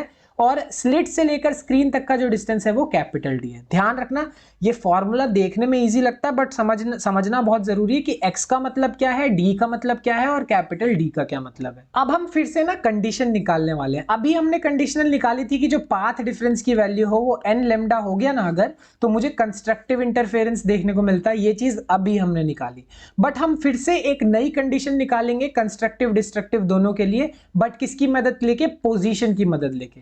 अब मैंने तुम्हें जैसा कि सब साफ साफ बताया कि ये मेरा जो सेंटर पॉइंट है इससे जो भी डिस्टेंस होगा ये x होगा, तो सेंटर से कितनी दूरी पे मुझे कोई ब्राइट फ्रिंज मिलेगा, कितनी दूरी पे मुझे एक डार्क फ्रिंज मिलेगा, अब वही चीज देखने वाले हैं। कहने का मतलब ये रहा मेरा सेंटर पॉइंट, ठीक है। अब मान लो मुझे इतनी दूरी पे 10 मीटर पे, एग्जाम्पल बोल रहा हूं, ऐसा कुछ होता नहीं है 10 मीटर तो, बट हाँ अब एग्जाम्पल के तौर पे 10 मीटर की डिस्टेंस पे मुझे एक फिर से ब्राइट फ्रिंज मिल रहा है, 2 मीटर के डिस्टेंस पे मुझे एक डार्क वो मिल रहा है। तो ये भी एक कंडीशन ही तो हुई कि कहां ब्राइट कहां डार्क, यही चीज अब निकालने वाले हैं। तो यहां जरा देखो, सबसे पहले मेरे पास जो पाथ डिफरेंस है वो अगर n लैम्डा होता है तो मुझे पता है वो कंस्ट्रक्टिव इंटरफेरेंस के बराबर है, ठीक है। और अभी हमने पाथ डिफरेंस का एक और फॉर्मूला निकाला, वो किसके बराबर है, एक्स डी बाई डी। अभी 2 सेकंड पहले ये फॉर्मूला निकाला है एक्स डी बाई डी, है ना, यहाँ पे। तो ये जो पाथ डिफरेंस है वो n लैम्डा के बराबर भी है, path difference x d by d के बराबर भी है। बस यहीं से मेरे पास एक और फॉर्मूला निकल के आ जाएगा, और वो क्या है मेरे पास कि जो x की वैल्यू है वो n lambda capital D by small d के बराबर है, n lambda capital D by small d, ठीक है। तो यहाँ पे n की वैल्यू 0 1 2 3 हो सकती है। कहने का क्या मतलब है कि अगर तुम x की वैल्यू 0 रखोगे, मतलब सॉरी n की वैल्यू 0 रखोगे तो तुम्हें x 0 मिलेगा। कहने का मतलब है तुम्हें मिलेगी सेंट्रल ब्राइट फ्रिंज जब तुम्हारे पास x की वैल्यू 0 हुई तो। अगर n की वैल्यू 1 रखने पे x की value d lambda by D आ रही है, तो x की वैल्यू जैसी तुम्हारे पास d लैम्डा बाई डी आ रही है तब तुम्हें पहला ब्राइट फ्रिंज मिलेगा। Similarly 2 lambda d by D की वैल्यू आ रही है तब तुम्हें दूसरा ब्राइट फ्रिंज मिलेगा। बस यही एक कंडीशन है कि इतनी दूरी पे तुम्हें पहला ब्राइट फ्रिंज, इतनी दूरी पे तुम्हें दूसरा, फिर तीसरा, चौथा, और इसका एक इन जनरल फॉर्मूला हम बना सकते हैं n lambda d by D, है ना। बेसिकली यही वाला फॉर्मूला कि n की वैल्यू 0 1 2 3 4 पुट करते जाओ, तुम्हें उतने ही नंबर का ब्राइट फ्रिंज मिल जाएगा। ये हमारे लिए एक कंडीशन हो गई। ये बहुत इंपॉर्टेंट है कि सेंटर से कितनी दूरी पे मुझे कौन सा ब्राइट फ्रिंज मिल रहा है और मतलब कितने नंबर का ब्राइट फ्रिंज मिल रहा है। यही सेम चीज हम डार्क वाले में भी अप्लाई कर सकते हैं। देखते चले जाओ कैसे, कि हमें पता है कि path difference 2n+1 lambda by 2 के बराबर होता है डिस्ट्रक्टिव इंटरफेरेंस के केस में, यानी डार्क वाले फ्रिंज के केस में। इसी चीज को अब मैं बराबर रख दूंगा किसके, एक्स डी बाई डी के बराबर, यानी x d by capital d is equal to 2n+1 lambda by 2। ये अभी हम बराबर रख देंगे तो हमारे पास x का एक और फॉर्मूला आ जाएगा, वो क्या है 2n+1 लैम्डा बाई 2, और ये हो गया मेरे पास कैपिटल डी और ये स्मॉल डी, ठीक है। तो ये मेरे लिए एक नया फॉर्मूला बन के आ गया, है ना। अब तुम बोलोगे कि यहां तो तुम 2n+1 रख रहे थे, यहां माइनस क्यों रख दिया। देखो 2n+1 और 2n-1 दोनों ही एक तरीके होते हैं हमें ऑड नंबर को रिप्रेजेंट करने के लिए, ठीक है।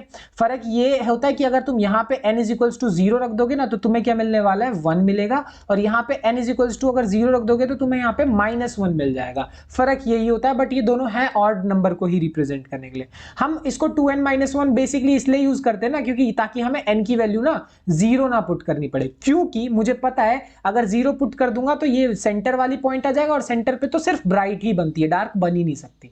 ये वाली बात है, इसीलिए 2n-1 लिख रहे हैं 2n+1 की जगह। इसमें इतना कंफ्यूज होने वाली बात नहीं है। फिर से वही बात कि अगर मान लो तुम इतने डिस्टेंस की बात कर रहे हो तो तुम्हें पहला डार्क फ्रिंज मिल जाएगा। अगर तुम इतने डिस्टेंस की बात करोगे तो तुम्हें दूसरा डार्क फ्रिंज मिल जाएगा, तीसरा डार्क, चौथा डार्क, और ऐसे ही तुम एक इन जनरल फॉर्मूला बना सकते हो। तो ये एक इन जनरल फॉर्मूला हो गया कोई से भी डार्क फ्रिंज की वैल्यू निकालने के लिए। बस ये क्या दे रहा है तुम्हें, देखो फर्क समझ लो।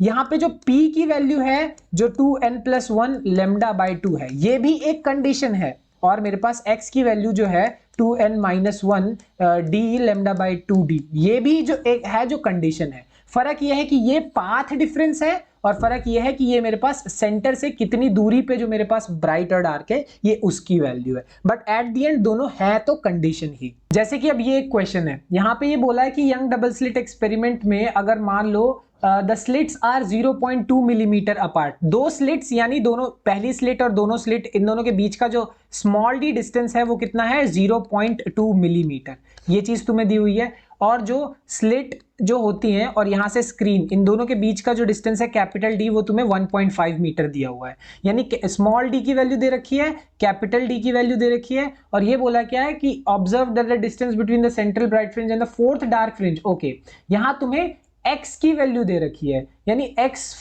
फोर्थ जो डार्क फ्रिंज है उसको तुम्हें बोला हुआ है कि वो कितना दूरी पे है, 1.8 सेंटीमीटर। और हमें पता है फॉर्मूला क्या होता है, 2n-1 d lambda by 2d। यहाँ पे n की जगह एक बार 4 पुट करके देख दो, तो 2 4 जा 8 -1 7 d लेमडा बाय 2d। तो ये हो गया 1.8 सेंटीमीटर के बराबर। किया क्या मैंने, बस n की जगह 4 पुट कर दिया, क्योंकि यहां पे बोला गया है कि फोर्थ डार्क फ्रिंज के बारे में वो लोग बात कर रहे हैं। बस मुझे क्या निकालना है, वेवलेंथ निकालना है, इससे आसान सवाल हो नहीं सकता। ठीक है, तो ये मेरे पास फॉर्मूला है, ये सारी वैल्यूज तुम्हें क्वेश्चन में दी हुई हैं। बस क्या किया हमने कि x4 का मतलब 7/2 d लेमडा बाई डी, क्योंकि यहां पे हमने n = 4 पुट किया, इसीलिए 7/2 d लेमडा बाई डी आ गया। बस यहां से मेरे पास x की वैल्यू है, कैपिटल डी की वैल्यू है, स्मॉल डी की वैल्यू है, सब पुट कर दोगे तुम्हारे पास लेमडा की वैल्यू यानी वेवलेंथ की वैल्यू बड़ी ही आसानी से आ जाएगी। बस नेक्स्ट जो चीज है हमारे पास, वो हमें क्या निकालना है, विड्थ ऑफ फ्रिंजेस। मतलब ये जो है इसका जो कितनी चौड़ाई है, या फिर चाहे वो ब्राइट वाला हो चाहे मैं डार्क वाले की बात करूं, इसकी जो चौड़ाई है वो मतलब कितना विड्थ है उसका, हमें वो चीज निकालनी है। इसको निकालना बहुत ज्यादा आसान है। जरा नोटिस करो, ये मेरे पास कोई एक ब्राइट फ्रिंज हुई, ये कोई मेरे पास दूसरी ब्राइट फ्रिंज हुई। अगर मैं इन दोनों के बीच का सेपरेशन निकाल दूं, ये जो सेपरेशन है, ठीक है, तुम साफ साफ नोटिस कर सकते हो कि इसके और इसके बीच का जो सेपरेशन है वो विड्थ है किसके, डार्क फ्रिंज के बराबर।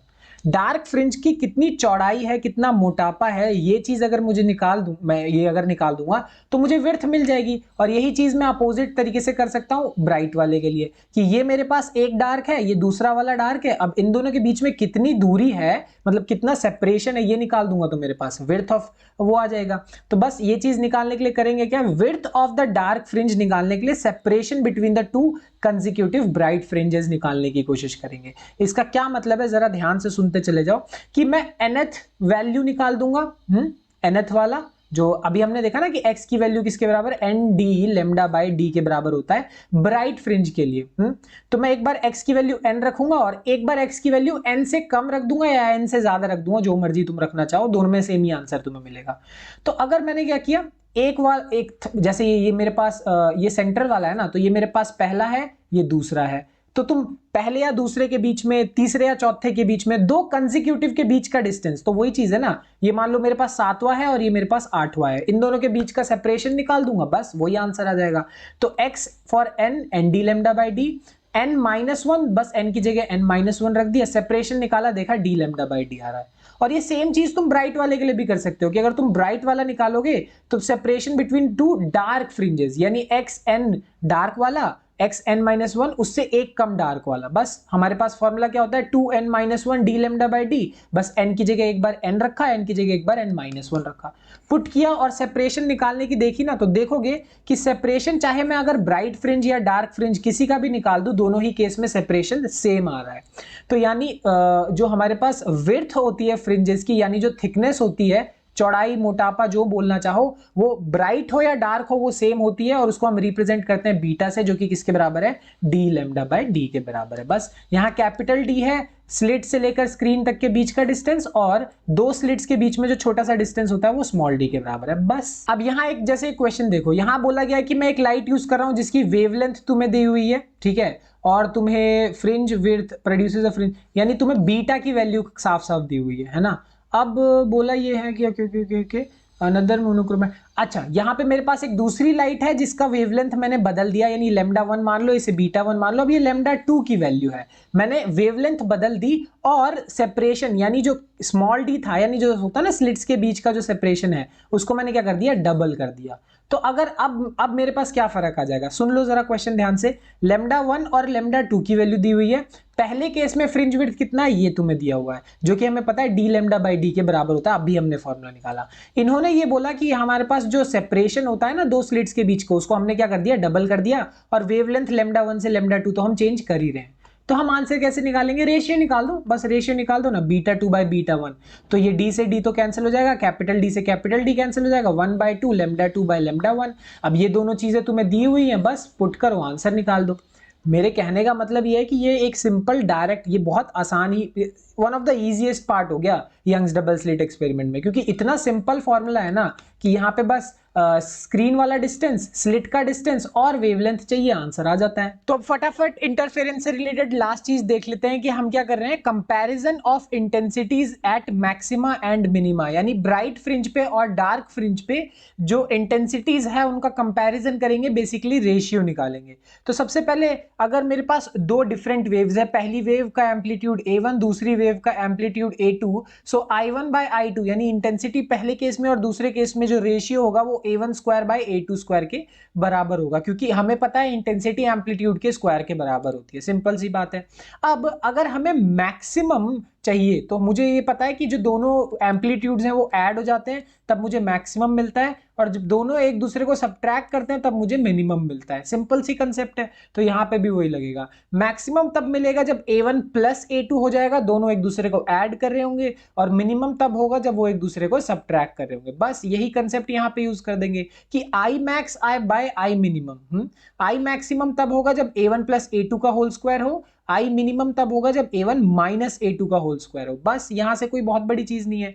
तुम जरा A1 प्लस A2 का होल स्क्वायर इस तरीके से लिखा है, अगर मैं इसमें से A2 कॉमन निकाल दूं बाहर की तरफ तो क्या बचेगा, यहां बचेगा A1/A2 प्लस यहां बचेगा 1। ये एक तरीका होता है, ये इसलिए कर रहे हैं ताकि ना नीचे से भी A2 ऊपर से भी A2 कॉमन आ जाए और कट जाए। और ओवरऑल ये करने का रीजन हमारे पास इसलिए है ताकि फाइनली हम इस चीज को इस तरीके से लिख पाए कि I max by I minimum is equals to R plus 1 by R minus 1। यहाँ पे जो R है वो कुछ नहीं है, बस A1/A2 का रेशियो है।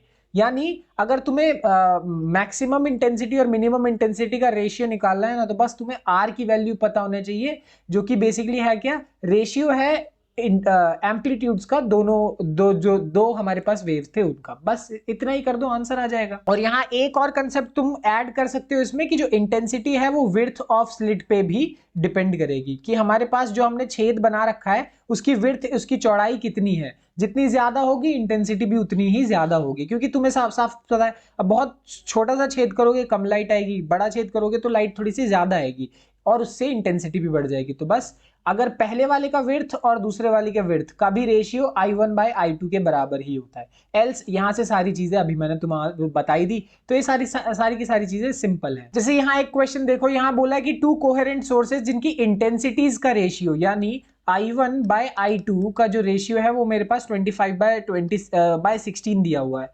तो हमें ratios of intensities of maxima and minima यानी I max by I minimum निकालना है। तो कैसे निकाल सकते हैं, ये बहुत ज्यादा सिंपल हो गया। अब हमें R is equals to root I1/I2 भी होता है, बेसिकली R जो है वो A1/A2 तो है ही है, साथ के साथ अंडर रूट I1/I2 भी है। कैसे, क्योंकि हमें पता है I1/I2 जो होता है वो A1² के बराबर होता है। बस ये स्क्वायर उधर जाएगा, रूट बन जाएगा, और I1/I2 हमें दे ही रखा है 25/16, तो आंसर कितना आया 5/4। अब हमें R की वैल्यू मिल गई, यानी रेशियो ऑफ एम्पलीट्यूड मिल गया। बस हमारे पास ये फॉर्मूला है, यहाँ 5/4 डालो, यहाँ 5/4। तुम बोलोगे जरूरी है इस तरीके से ही करना, मैं तो डायरेक्टली A1 A2 डालूं, कर सकते हो। ये जो मेथड है ना, ये थोड़ा सिंपल पड़ता है, शॉर्ट पड़ता है, इससे बड़ी आसानी से क्वेश्चन हो जाता है। बाकी तुम्हें थोड़ा लंबा वाला मेथड यूज करना कर लो, बट क्विकली करना है तो यही वाला बेटर रहेगा। अब फटाफट हमारा नेक्स्ट टॉपिक देख लेते हैं, जिसको हम क्या बोलते हैं, डिफ्रैक्शन ऑफ लाइट। ठीक है, अब ये चीज तुमने एक्चुअल में रियल लाइफ में देखी होगी, ये जैसे हम बादल वगैरह देखते हैं एंड में होता है। मैं तुम्हें बस क्विकली समझा देता हूँ कि डिफ्रैक्शन का मतलब क्या है, कि लाइट क्या हो रही है, बेंड हो रही है। बट तुम बोलोगे लाइट तो पहले भी बेंड होती थी, जब वो एयर से ग्लास में जा रही होती थी तो लाइट क्या होती थी, बेंड होती थी, हमने ये चीज पढ़ी हुई है। ठीक है, बट यहाँ पे बेंडिंग ऑफ लाइट तब हो रही है जब हमारी जो लाइट है वो कहाँ पे जाती है, कॉर्नर पे जाती है, किसी ऑब्स्टेकल, किसी चीज से टकराती है, या फिर ऐसे कॉर्नर वगैरह पे हिट करती है, तो क्या होती है, बेंड हो जाती है। ये चीज भी एक लाइट का फिनोमिना है, जिसको हम क्या बोलते हैं, डिफ्रैक्शन ऑफ लाइट। कहने का मतलब देखो, बीच में से लाइट, यहां से लाइट तो आराम से सीधी सीधी निकल जाएगी, ठीक है, कोई दिक्कत वाली बात नहीं है। बट अगर मैं इस वाले पॉइंट की बात करूं और अगर मैं इस वाले पॉइंट की बात करूं, तो यहां तुम नोटिस करोगे कि लाइट क्या होती है, ऐसे बेंड होती है। और क्यों बेंड होती है, क्योंकि वो कॉर्नर पे हिट कर रही है। बहुत ही सिंपल पर इजी सी बात है, समझ जाओ। अब जो यहां से हम चीज देखने वाले हैं वो क्या है, डिफ्रैक्शन थ्रू सिंगल स्लिट। अच्छा, यंग्स के डबल स्लिट में हमारे पास क्या था कि यहाँ एक स्लिट था, यहाँ दूसरा स्लिट था, बट यहाँ पे क्या हो रहा है, हमारे पास सिर्फ और सिर्फ एक ही स्लिट है।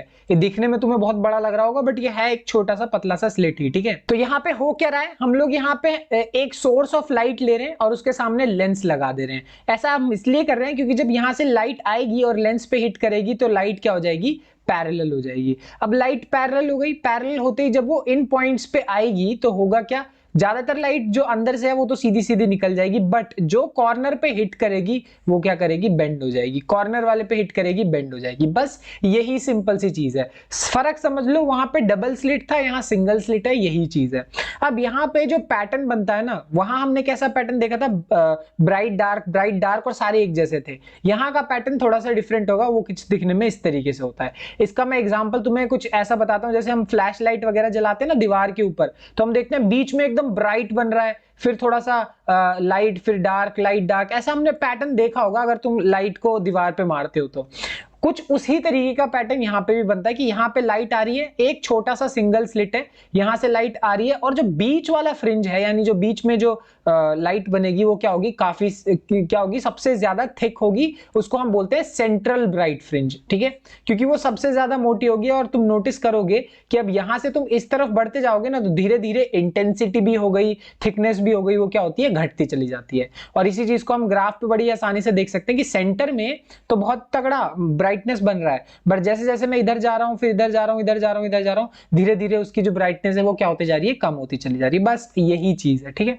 तो ये एक्चुअल में इसको समझना बहुत ज्यादा सिंपल है, बहुत तगड़ा अच्छा एग्जांपल यही है। और ये पूरा का पूरा सेटअप कहीं ना कहीं यंग्स डबल स्लिट जैसा ही है, बट रादर देन दो स्लिट होंगे, यहाँ पे सिर्फ एक ही स्लिट है। अब जब हम डिफ्रैक्शन के बारे में पढ़ेंगे ना, तो वही सारी चीजें पढ़ेंगे, पाथ डिफरेंस, सेंटर से कितना डिस्टेंस है, एंगुलर, ये सारी की सारी चीजें पढ़ेंगे। चलो हम लोग देखते हैं। अब यहाँ पे हो गया, कह रहा है वही वाला सिंपल सा सेटअप है, मुझे पाथ डिफरेंस निकालना है। तो जैसे कि मैंने तुम्हें बताया, पाथ डिफरेंस निकालना वही वाली कहानी है कि ये एक मेरे लिए पाथ है, रेड वाला यूज करते हैं, कि ये यहां से यहां तक बीपी एक पाथ है, यहां से यहां तक एपी एक पाथ है। साफ साफ नजर आ रहा है कि बीपी बड़ा है, एपी छोटा है, तो इन दोनों के बीच में जो डिस्टेंस होगा वो क्या होगा, मतलब जो डिफरेंस होगा वो क्या होगा, हमारे लिए पाथ डिफरेंस। और इसको निकालने के लिए यहाँ पे एक ज्यादा आसान तरीका तुम यूज कर सकते हो कि ये तो रहा बीपी, ये तो रहा मेरे पास एपी, और इन दोनों के बीच में अगर यहाँ एक परपेंडिकुलर ड्रॉप कर दोगे ना, तो परपेंडिकुलर ड्रॉप करने से होगा क्या कि अब ये वाली साइड और ये वाली साइड बराबर हो गए, और ये जो छोटा सा हिस्सा बच गया ना, bn, अगर तुम नोटिस करोगे छोटा सा हिस्सा bn जो बच गया, यही हमारे लिए पाथ डिफरेंस है। कहने का मतलब यहाँ पे जो p है पाथ डिफरेंस, वो bp माइनस एपी, जैसा हमने वहां पे किया था यंग्स डबल स्लिट एक्सपेरिमेंट में, बिल्कुल वही तरीके से। और वो कहीं ना कहीं bn के बराबर है, ये छोटे से डिस्टेंस के बराबर है, जिसका क्या मतलब है, वो ab साइन थीटा के बराबर है। ये कंफ्यूज मत होना, यहाँ पे थीटा हमारे पास जो एंगल है, इस वाले ट्रायंगल में तुम साइन लगा के देख लो और साफ साफ तुम्हें पता लग जाएगा कि जो bn है वो ab साइन थीटा। रीजन क्या है इसको ऐसा करने का, क्योंकि मुझे पता है कि ये जो AB है वो स्लिट की विड्थ है, स्मॉल d, यानी कितना थिकनेस है मेरे स्लिट का, ये मुझे मालूम है। उसको यूज करके ना मैं उसकी वैल्यू यहां पे पुट करके आराम से देखो, ये उसको d sin थीटा लिख सकता हूं। यानी मैंने पाथ डिफरेंस यानी p को d sin थीटा लिख लिया, और उसी चीज को उससे ना समझना थोड़ा आसान हो जाता है। बस वही वाली बात है। बाकी तुम लिखने को bn भी लिख लो, बट bn का यूज नहीं है ना, d sin थीटा लिखोगे तो ज्यादा अच्छे से समझ में आएगा। अब देखो यहां मैं एक डिफरेंट तरीका का मेथड यूज करने वाला हूं तुम्हें सारी की सारी चीज बताने के लिए। मतलब यंग्स डबल स्लिट एक्सपेरिमेंट में हमने बहुत सारी चीजें देखी, कंडीशन देखा, पाथ डिफरेंस देखा, x की वैल्यू देखी, बहुत सारी चीजें देखी। अब डिफ्रैक्शन में हालांकि डेरिवेशंस खास नहीं है, जो छोटे मोटे एनालॉजीज होती हैं, बट मैं सही बोलूं अभी के लिए एग्जामिनेशन के पर्सपेक्टिव से तुम्हें ना फॉर्मूले की अंडरस्टैंडिंग होनी चाहिए। और उसको करने के लिए ना मैं यहाँ पे कंपैरिजन कर दूंगा ना, अगर यंग्स के डबल स्लिट एक्सपेरिमेंट और डिफ्रैक्शन का सिंगल स्लिट वाला, इनका अगर कंपैरिजन हो गया तो तुम्हें इतनी आसानी से समझ में आ जाएगा। चलो देखते चले जाओ कैसे। अब सबसे पहली चीज हम यहाँ पे डिस्कस कर रहे हैं पाथ डिफरेंस। पाथ डिफरेंस हमने यंग्स डबल स्लिट एक्सपेरिमेंट में निकाला था, यहां से यहां, यानी ये जो था S2P माइनस S1P है ना, हमने पार्ट डिफरेंस निकाला हुआ था। और यहां अभी हमने पार्ट डिफरेंस निकाला यहां पे BP माइनस AP, ठीक है, सेम ही चीज है। अब नोटिस करो फॉर्मूला जो हमने यंग्स डबल स्लिट एक्सपेरिमेंट में पढ़ा था कि जो कंडीशन थी, कंडीशन फॉर मिनिमा और मैक्सिमा, अभी बताया, भूलना नहीं है कि ब्राइट फ्रिंज अगर तुम्हें चाहिए, यानी अगर ये जो ब्राइट ब्राइट ब्राइट ये सारी की सारी चीजें अगर तुम्हें चाहिए, तो उसके लिए जो तुम्हारा पाथ डिफरेंस है वो किसके बराबर होना चाहिए, n लेमडा के बराबर होना चाहिए। 1 लेमडा, 2 लेमडा, 3 लेमडा, 4 लेमडा। अगर पाथ डिफरेंस n लेमडा होता है तो मुझे ब्राइट फ्रिंज मिलती है यंग्स डबल स्लिट एक्सपेरिमेंट में। ये अभी हमने देखा। इसी चीज के अगर हम यहां पे डिफ्रैक्शन में आ जाए ना, तो डिफ्रैक्शन में तुम्हें फिर से जब अगर पाथ डिफरेंस n लेमडा होगा तो तुम्हें ब्राइट नहीं, ध्यान से सुनना, ब्राइट नहीं, तुम्हें क्या मिलने वाला है, मिनिमम। मिनिमम मतलब डार्क फ्रिंज मिलने वाला है। समझ में आ जाएगा? तो ध्यान रखना फॉर्मूला सेम। ओ कंफ्यूज मत होना, ये D sine theta at the end path difference ही है, ठीक है, ये p ही है, p को हम यहाँ पे डी साइन थीटा लिखते हैं। ओके, ध्यान से मेरी बात सुनो, P is equals to n lambda, और यहां पे भी P is equals to what, n lambda. But फर्क ये है कि यंग्स के डबल स्लिट में ये वाला फॉर्मूला मुझे ब्राइट फ्रिंज देता है, और डिफ्रैक्शन इन सिंगल स्लिट वाले केस में ये हमें क्या देता है, मिनिमम यानी डार्क फ्रिंज देता है। आ रही है बात समझ में? सेम फॉर्मूला बट वहां ब्राइट यहां डार्क। और यही अगर मैं बात करूं कि क्या कहते हैं, यंग्स के डबल स्लिट एक्सपेरिमेंट में जब हमारे पास डार्क फ्रिंज आती है तो 2n-1 lambda by 2, 2n+1 lambda by 2, तुम लोगों को याद होगा, मैंने बताया था ऑड नंबर का रिप्रेजेंटेशन होता है 2n-1 या 2n+1। तो बेसिकली मेरे कहने का मतलब है, यहां ऑड नंबर के रिप्रेजेंटेशन से कहीं ना कहीं मैं डार्क फ्रिंज ले रहा हूं, बट यहां पे मैं ऑड नंबर के रिप्रेजेंटेशन से क्या ले रहा हूं, एक ब्राइट फ्रिंज ले रहा हूं। मैक्सिमम का मतलब ब्राइट फ्रिंज। तो तुम नोटिस करो मेरे कहने का पॉइंट क्या है। कहने का पॉइंट सिंपल यह है कि चाहे मैं यंग्स की बात करूं, चाहे मैं डिफ्रैक्शन की बात करूं, फॉर्मूला सेम है, बस फर्क इतना है, वहां एन लेमडा मैं यूज करता हूं किसके लिए, ब्राइट फ्रिंज के लिए। यहां मैं एन लेमडा यूज करता हूं किसके लिए, डार्क फ्रिंज यानी मिनिमम के लिए। यहां मैं ऑड नंबर को यूज करता हूं डार्क फ्रिंज के लिए, और यहां मैं ऑड नंबर को यूज करता हूं मैक्सिमम के लिए यानी ब्राइट फ्रिंज के लिए। सिमिलर तरीके से एक और चीज हमारे लिए कंडीशन देखो, पाथ डिफरेंस का तो एक कंडीशन था ही था, एक और कंडीशन थी कि डिस्टेंस फ्रॉम द सेंटर। अगर ये मेरी सेंट्रल ब्राइट फ्रिंज है तो यहां से कितने डिस्टेंस पे मुझे एक ब्राइट फ्रिंज मिलेगा, कितने डिस्टेंस पे मुझे एक डार्क फ्रिंज मिलेगा, ये भी हमने निकाला था, ठीक है। वही सेम चीज हम डिफ्रैक्शन में भी निकाल देंगे कि ये अगर मेरा सेंटर वाला है तो इससे कितनी दूरी पे मुझे ब्राइट फ्रिंज मिलेगा, कितनी दूरी पे मुझे डार्क फ्रिंज मिलेगा, ये चीज भी हम निकाल सकते हैं। हमारे लिए यंग्स डबल स्लिट में फॉर्मूला क्या था, n d lambda by d, ये हमारे लिए था bright fringe Young's double slit experiment में, यानी इतने डिस्टेंस पे तुम्हें क्या मिलने वाला है, ब्राइट फ्रिंज मिलने वाला है। बट वही अगर मैं डिफ्रैक्शन में आ जाऊं तो होगा क्या यहां पे कि इतने ही डिस्टेंस पे तुम्हें ब्राइट नहीं, तुम्हें डार्क फ्रिंज यानी मिनिमम मिलने वाला है। ध्यान रखो, फिर से वही वाली बात, अपोजिट हो गया। फिर से मैं एक बार पूरा कर दूंगा ना तो अच्छे से समझ में आएगा। यहां पे मेरे पास फिर से एक ऑड नंबर को रिप्रेजेंट करते थे, किससे हम रिप्रेजेंट करते थे कि भाई सेंटर से इतने डिस्टेंस पे मुझे क्या मिलने वाला है, एक डार्क फ्रिंज मिलने वाला है। सिमिलर तरीके से यहां पे मेरे पास सेंटर से ऑड नंबर वाले डिस्टेंस पे मुझे क्या मिलने वाला है, एक मैक्सिमम मिलने वाला है। मैक्सिमम मतलब क्या मिलने वाला है, ब्राइट फ्रिंज मिलने वाला है। आ रही है बात समझ में? तो यहां बड़ी ही ध्यान से मेरी बात सुनो, n d lambda by d, n d lambda by d, ये मुझे क्या दे रहा है, ब्राइट फ्रिंज यानी मैक्सिमम, बट किस केस में, यंग्स के डबल स्लिट एक्सपेरिमेंट में। और ये मुझे क्या दे रहा है, मिनिमम यानी डार्क फ्रिंज डिफ्रैक्शन में। फॉर्मूला सेम है बट यंग में ब्राइट, डिफ्रैक्शन में डार्क। सिमिलर तरीके से फिर से यहां पे भी फॉर्मूला सेम है और यहां पे भी लगभग फॉर्मूला सेम है, n+1 और -1 का लॉजिक ऑड नंबर ही है एट द एंड वो, ठीक है। तो यहां पे मुझे क्या मिल रहा है, सेम फॉर्मूला पे मुझे डार्क फ्रिंज मिल रहा है, सेम फॉर्मूला पे मुझे मैक्सिमम यानी ब्राइट फ्रिंज मिल रहा है। यंग्स के एक्सपेरिमेंट में मुझे डार्क मिल रहा है और डिफ्रैक्शन के पैटर्न में मुझे क्या मिल रहा है, ब्राइट मिल रहा है। तो तुम नोटिस करोगे फॉर्मूला हूबहू सेम है, बस क्या है, कंडीशन थोड़ा सा डिफरेंट हो गया। अगली चीज थोड़ी सी अलग है पर ये इजी रहेगा तुम्हें समझने के लिए। क्यों? क्योंकि अब हम क्या निकालने वाले हैं, लीनियर फ्रिंज विड्थ। मैं लीनियर क्यों बोल रहा हूं, वही जो बीटा हमने निकाला था ना कि ये कितनी इसकी थिकनेस है, लीनियर क्यों बोल रहा हूं ये मैं तुम्हें समझा दूंगा। बट अभी के लिए इतना समझ लो कि ये जो हमारे पास थिकनेस थी, इसका फॉर्मूला हमारे पास क्या है, beta is equals to d lambda by d, और ये सेम रहती है चाहे मैं ब्राइट की बात करूं, डार्क की बात करूं, ब्राइट डार्क किसी की भी बात करूं, सबके लिए थिकनेस का फॉर्मूला क्या है, सेम है। बट ये फॉर्म यहां तो तुम्हें साफ साफ नजर आ रहा है कि भाई अलग अलग का जो थिकनेस है वो अलग अलग है। तो क्या तुम्हें सबकी थिकनेस निकाली है? नहीं, नो नॉट एट ऑल। तुम्हें सिर्फ और सिर्फ पता होना चाहिए कि जो मेरा सेंटर वाला है यानी जो सबसे मोटा वाला जो है, इसकी जो थिकनेस होगी वो कितनी होगी।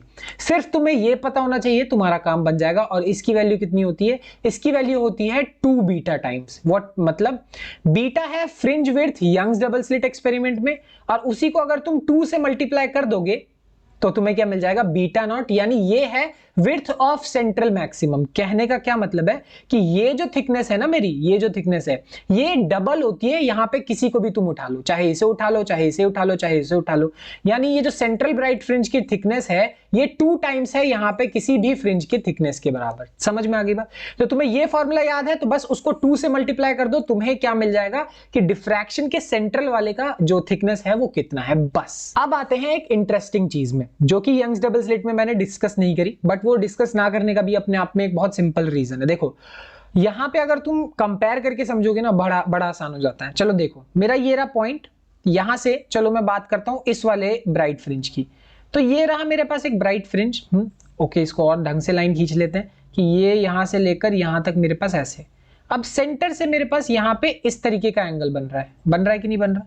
तो ये जो मेरे पास यहां एंगल है, ठीक है, ये जो मेरे पास पर्टिकुलर एंगल है ये कहीं ना कहीं मुझे थीटा दे रहा है, बेसिकली एंगल दे रहा है कि कितनी दूरी पे मेरे पास एक ब्राइट फ्रिंज मिलेगा। तुम नोटिस करोगे कि अगर मैं डार्क वाले की बात करूं तो मुझे अलग एंगल मिलेगा, मैं अगर नीचे वाले की बात करूं तो मुझे अलग एंगल मिलेगा, यानी अलग अलग पॉइंट के लिए, यानी ब्राइट हो या डार्क हो, मुझे अलग अलग एंगल मिल रहा है। इसी को हम क्या बोलते हैं, एंगुलर पोजीशन बोलते हैं। कहने का क्या मतलब है, याद है मैंने तुम्हें बोला कि भाई सेंटर से कितना डिस्टेंस है उसको हम एक्स से नापते हैं कि distance from the centre.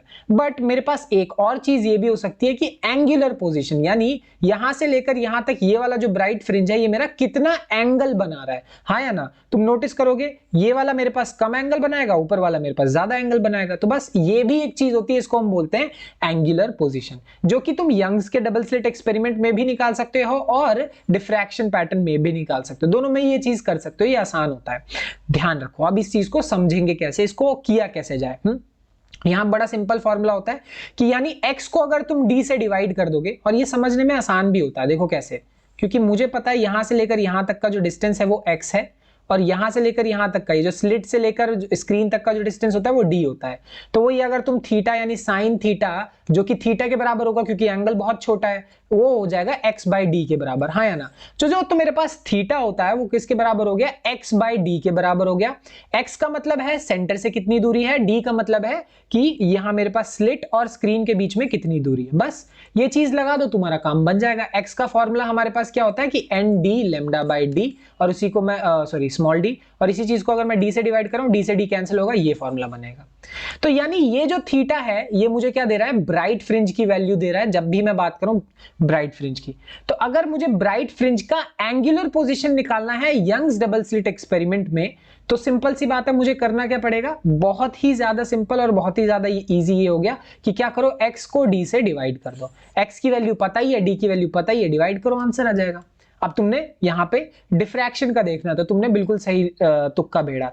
Formula same रहेगा, चलो देखो फॉर्मूला बिल्कुल सेम है, जहां जैसे यहां था वैसा यहां था, बट फर्क क्या आ जाएगा कि यहां तो मुझे ब्राइट फ्रिंज दे रहा है, पर यहां पे मुझे क्या मिलने वाला है, मिनिमम यानी डार्क फ्रिंज मिलने वाला है। बस एग्जैक्टली बिल्कुल सही लॉजिक, यही लॉजिक यूज करना है। फिर से अब तुम नोटिस करो कि अगर तुम्हें डार्क फ्रिंज चाहिए तो तुम्हें फिर से x को d से डिवाइड करना, बट अब जो x की वैल्यू होती है वो कितनी होती है, 2n-1 and d lambda by d होती है। ये बात हमें मालूम ही है, चलो ठीक है। तो सिंपल सी बात है, बस x की वैल्यू पुट करी। अब ये जो फॉर्मूला आया ये कहीं ना कहीं मेरे लिए किसकी वैल्यू दे रहा है, ये डार्क फ्रिंज की वैल्यू दे रहा है, ठीक है। सिमिलर तरीके से एग्जैक्ट सेम फॉर्मूला रहने वाला है, और सेम फॉर्मूला के लिए मुझे क्या मिलने वाला है, मैक्सिमम, मैक्सिमम मतलब ब्राइट फ्रिंज। ये तो पीढ़ी दर पीढ़ी मतलब हर चीज में ये सेम चीज चली रही है कि भाई जो फॉर्मूला यहां है वही फॉर्मूला यहां है, बट वो मुझे ब्राइट दे रहा है, बट यहां वो मुझे क्या दे रहा है, डार्क दे रहा है। बस फर्क यही है यंग्स के एक्सपेरिमेंट में और डिफ्रैक्शन के एक्सपेरिमेंट में। आखिरी चीज है मेरे पास एंगुलर फ्रिंज विड्थ। अब तुम बोलोगे ये क्या बला है, ठीक है। तो एंगुलर फ्रिंज विड्थ, हमने ये चीज देख ली कि मेरे पास इस तरीके की जो थिकनेस होती है, मतलब मैं इस तरीके से अगर थिकनेस नापूं तो ये मेरे लिए क्या होता है, बीटा होता है, लेंथ ऐसे वाला। तो वो उसे मैं लीनियर, इसीलिए लीनियर बोल रहा था क्योंकि यहां पे अब मैं क्या कर सकता हूं, एंगल से भी मैं एक तरीके से विड्थ निकाल सकता हूं कि इतने एंगल में मेरे पास कितनी विड्थ आ रही है। ये एंगुलर फ्रिंज विड्थ हो गया। आ रही है बात समझ में?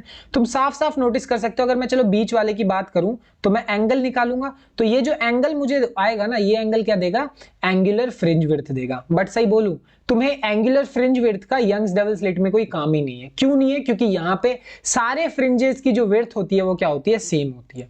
हाँ बिल्कुल, यहाँ पे सारे के सारे फ्रिंज सेम होते हैं तो तुम्हें एंगुलर फ्रिंज विड्थ निकालना ही नहीं है। इसका मेन एस्पेक्ट और मेन इंपॉर्टेंस तब आता है जब हम डिफ्रैक्शन की बात करते हैं, क्योंकि मुझे पता है जो सेंट्रल वाला है उसका जो विड्थ होती है ना वो सबसे ज्यादा होती है, और मैं वही अब निकालने की कोशिश करूंगा। देखो जरा यहां से नोटिस करो, ये मेरे पास सेंट्रल ब्राइट फ्रिंज है यहां से लेकर यहां तक। अब देखो यहां पे वो क्या कर रहा है कि आधा एंगल यहाँ पे थीटा ये बना रहा है और आधा एंगल यहाँ पे थीटा वो ऐसे बना रहा है, ठीक है।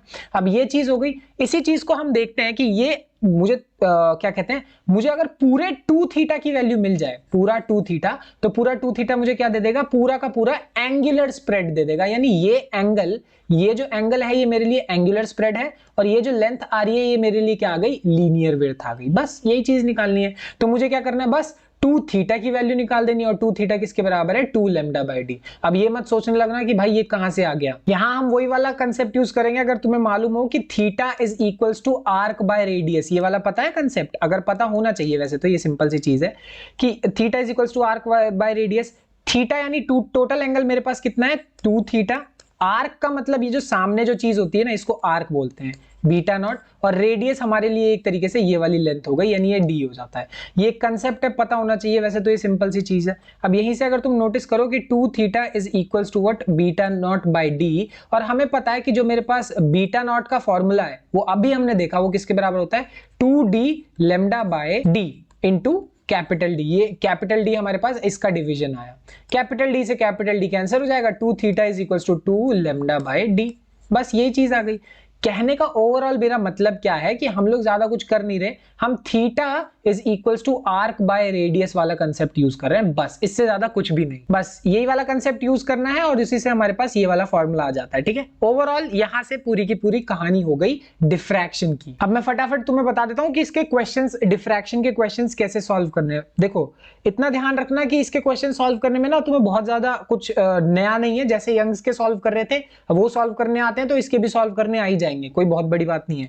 यहां बस एक छोटा सा कंसेप्ट है जिसमें गड़बड़ी करी जा सकती है, वही मैं तुम्हें बता देता हूं।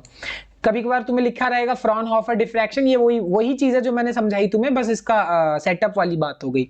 इस वर्ड से घबराने की कोई जरूरत नहीं है। अब यहाँ पे देखो सिंगल स्लिट का विड्थ यानी स्मॉल डी की वैल्यू तुम्हें दी हुई है ना, और वेवलेंथ की वैल्यू तुम्हें दी हुई है। अब तुम्हें निकालना है कि क्या half angular width, okay. Half angular width का मतलब क्या है कि मेरे पास सेंट्रल मैक्सिमम का टोटल विड्थ जो होती है वो 2 थीटा होती है, हाँ या ना, 2 थीटा। बट वो तुमसे 2 थीटा नहीं मांग रहे, वो तुमसे सिर्फ थीटा थीटा मांग रहे हैं, है ना। अब यहाँ पे हमारे पास फॉर्मूला क्या है कि हमें मालूम है कि जो 2 थीटा है वो 2 लैम्डा बाय डी के बराबर है, तो थीटा लैम्डा बाय डी के बराबर होगा। इसमें तो कुछ गलत बोल भी नहीं रही है, फॉर्मूला सही है। बट यहाँ पे ना कभी कभार मतलब क्वेश्चन सॉल्व करते हुए तुम्हें एक चीज यूज करनी है और वो कंसेप्ट में बता देता हूं। वो क्या है कि देखो यहाँ स्मॉल डी की वैल्यू और लेम्डा की वैल्यू दी हुई है, यानी हाफ एंगुलर विड्थ यानी जो थीटा जो लेम्डा बाय डी के बराबर है ना, यानी basically 2 theta is equal to 2 lambda by d, तो थीटा लैम्डा बाय डी के बराबर हुआ। हम इस थीटा को रिप्लेस कर सकते हैं साइन थीटा से। ये तुम्हें करना पड़ेगा। क्यों करना पड़ेगा? क्योंकि तुम्हें क्या निकालना है, थीटा एंगल की वैल्यू निकालनी होती है। तो जैसे कि मैंने बोला हम थीटा, हमारे पास theta sine theta tan theta बराबर होता है, बट यहां पे तुम्हें थीटा को साइन थीटा से रिप्लेस करना। यही एक सबसे बड़ा इंपॉर्टेंट कंसेप्ट है जब भी तुम डिफ्रैक्शन के क्वेश्चन सॉल्व करोगे। बाकी सारे क्वेश्चन जैसे हम यंग में सॉल्व करते थे वैसे ही होगा। बाकी बस थीटा की जगह साइन थीटा लिखा, सॉल्व किया, 0.5 आया। साइन थीटा अगर 0.5 यानी 1/2 के बराबर है तो थीटा हमारे लिए क्या आ गया, 30 डिग्री। बस यही कंसेप्ट मालूम होना चाहिए, बाकी तुम्हारा आंसर बड़ी ही आसानी से आ जाएगा। तो बस यहाँ चैप्टर हुआ डन। क्वेश्चंस करके देख लेना, बहुत आसान होते हैं। लिस्ट ऑफ फॉर्मूलाज इस चैप्टर में अगर बना लोगे, वैसे तो मैंने बना के दे दी तुम्हें, बट अगर खुद से एक बार सारे लिस्ट और रेडी रख के समझ लोगे ना फॉर्मूलाज को, तो क्वेश्चन सॉल्व करना तो इस चैप्टर से आसान है ही नहीं। इस चैप्टर में प्रॉब्लम ही फॉर्मूला समझने की आती है, जो कि मैंने एक्सप्लेन कर दिया। बाकी मिलते हैं अगली क्लास में, अगली वीडियो में। Bye bye, thank you.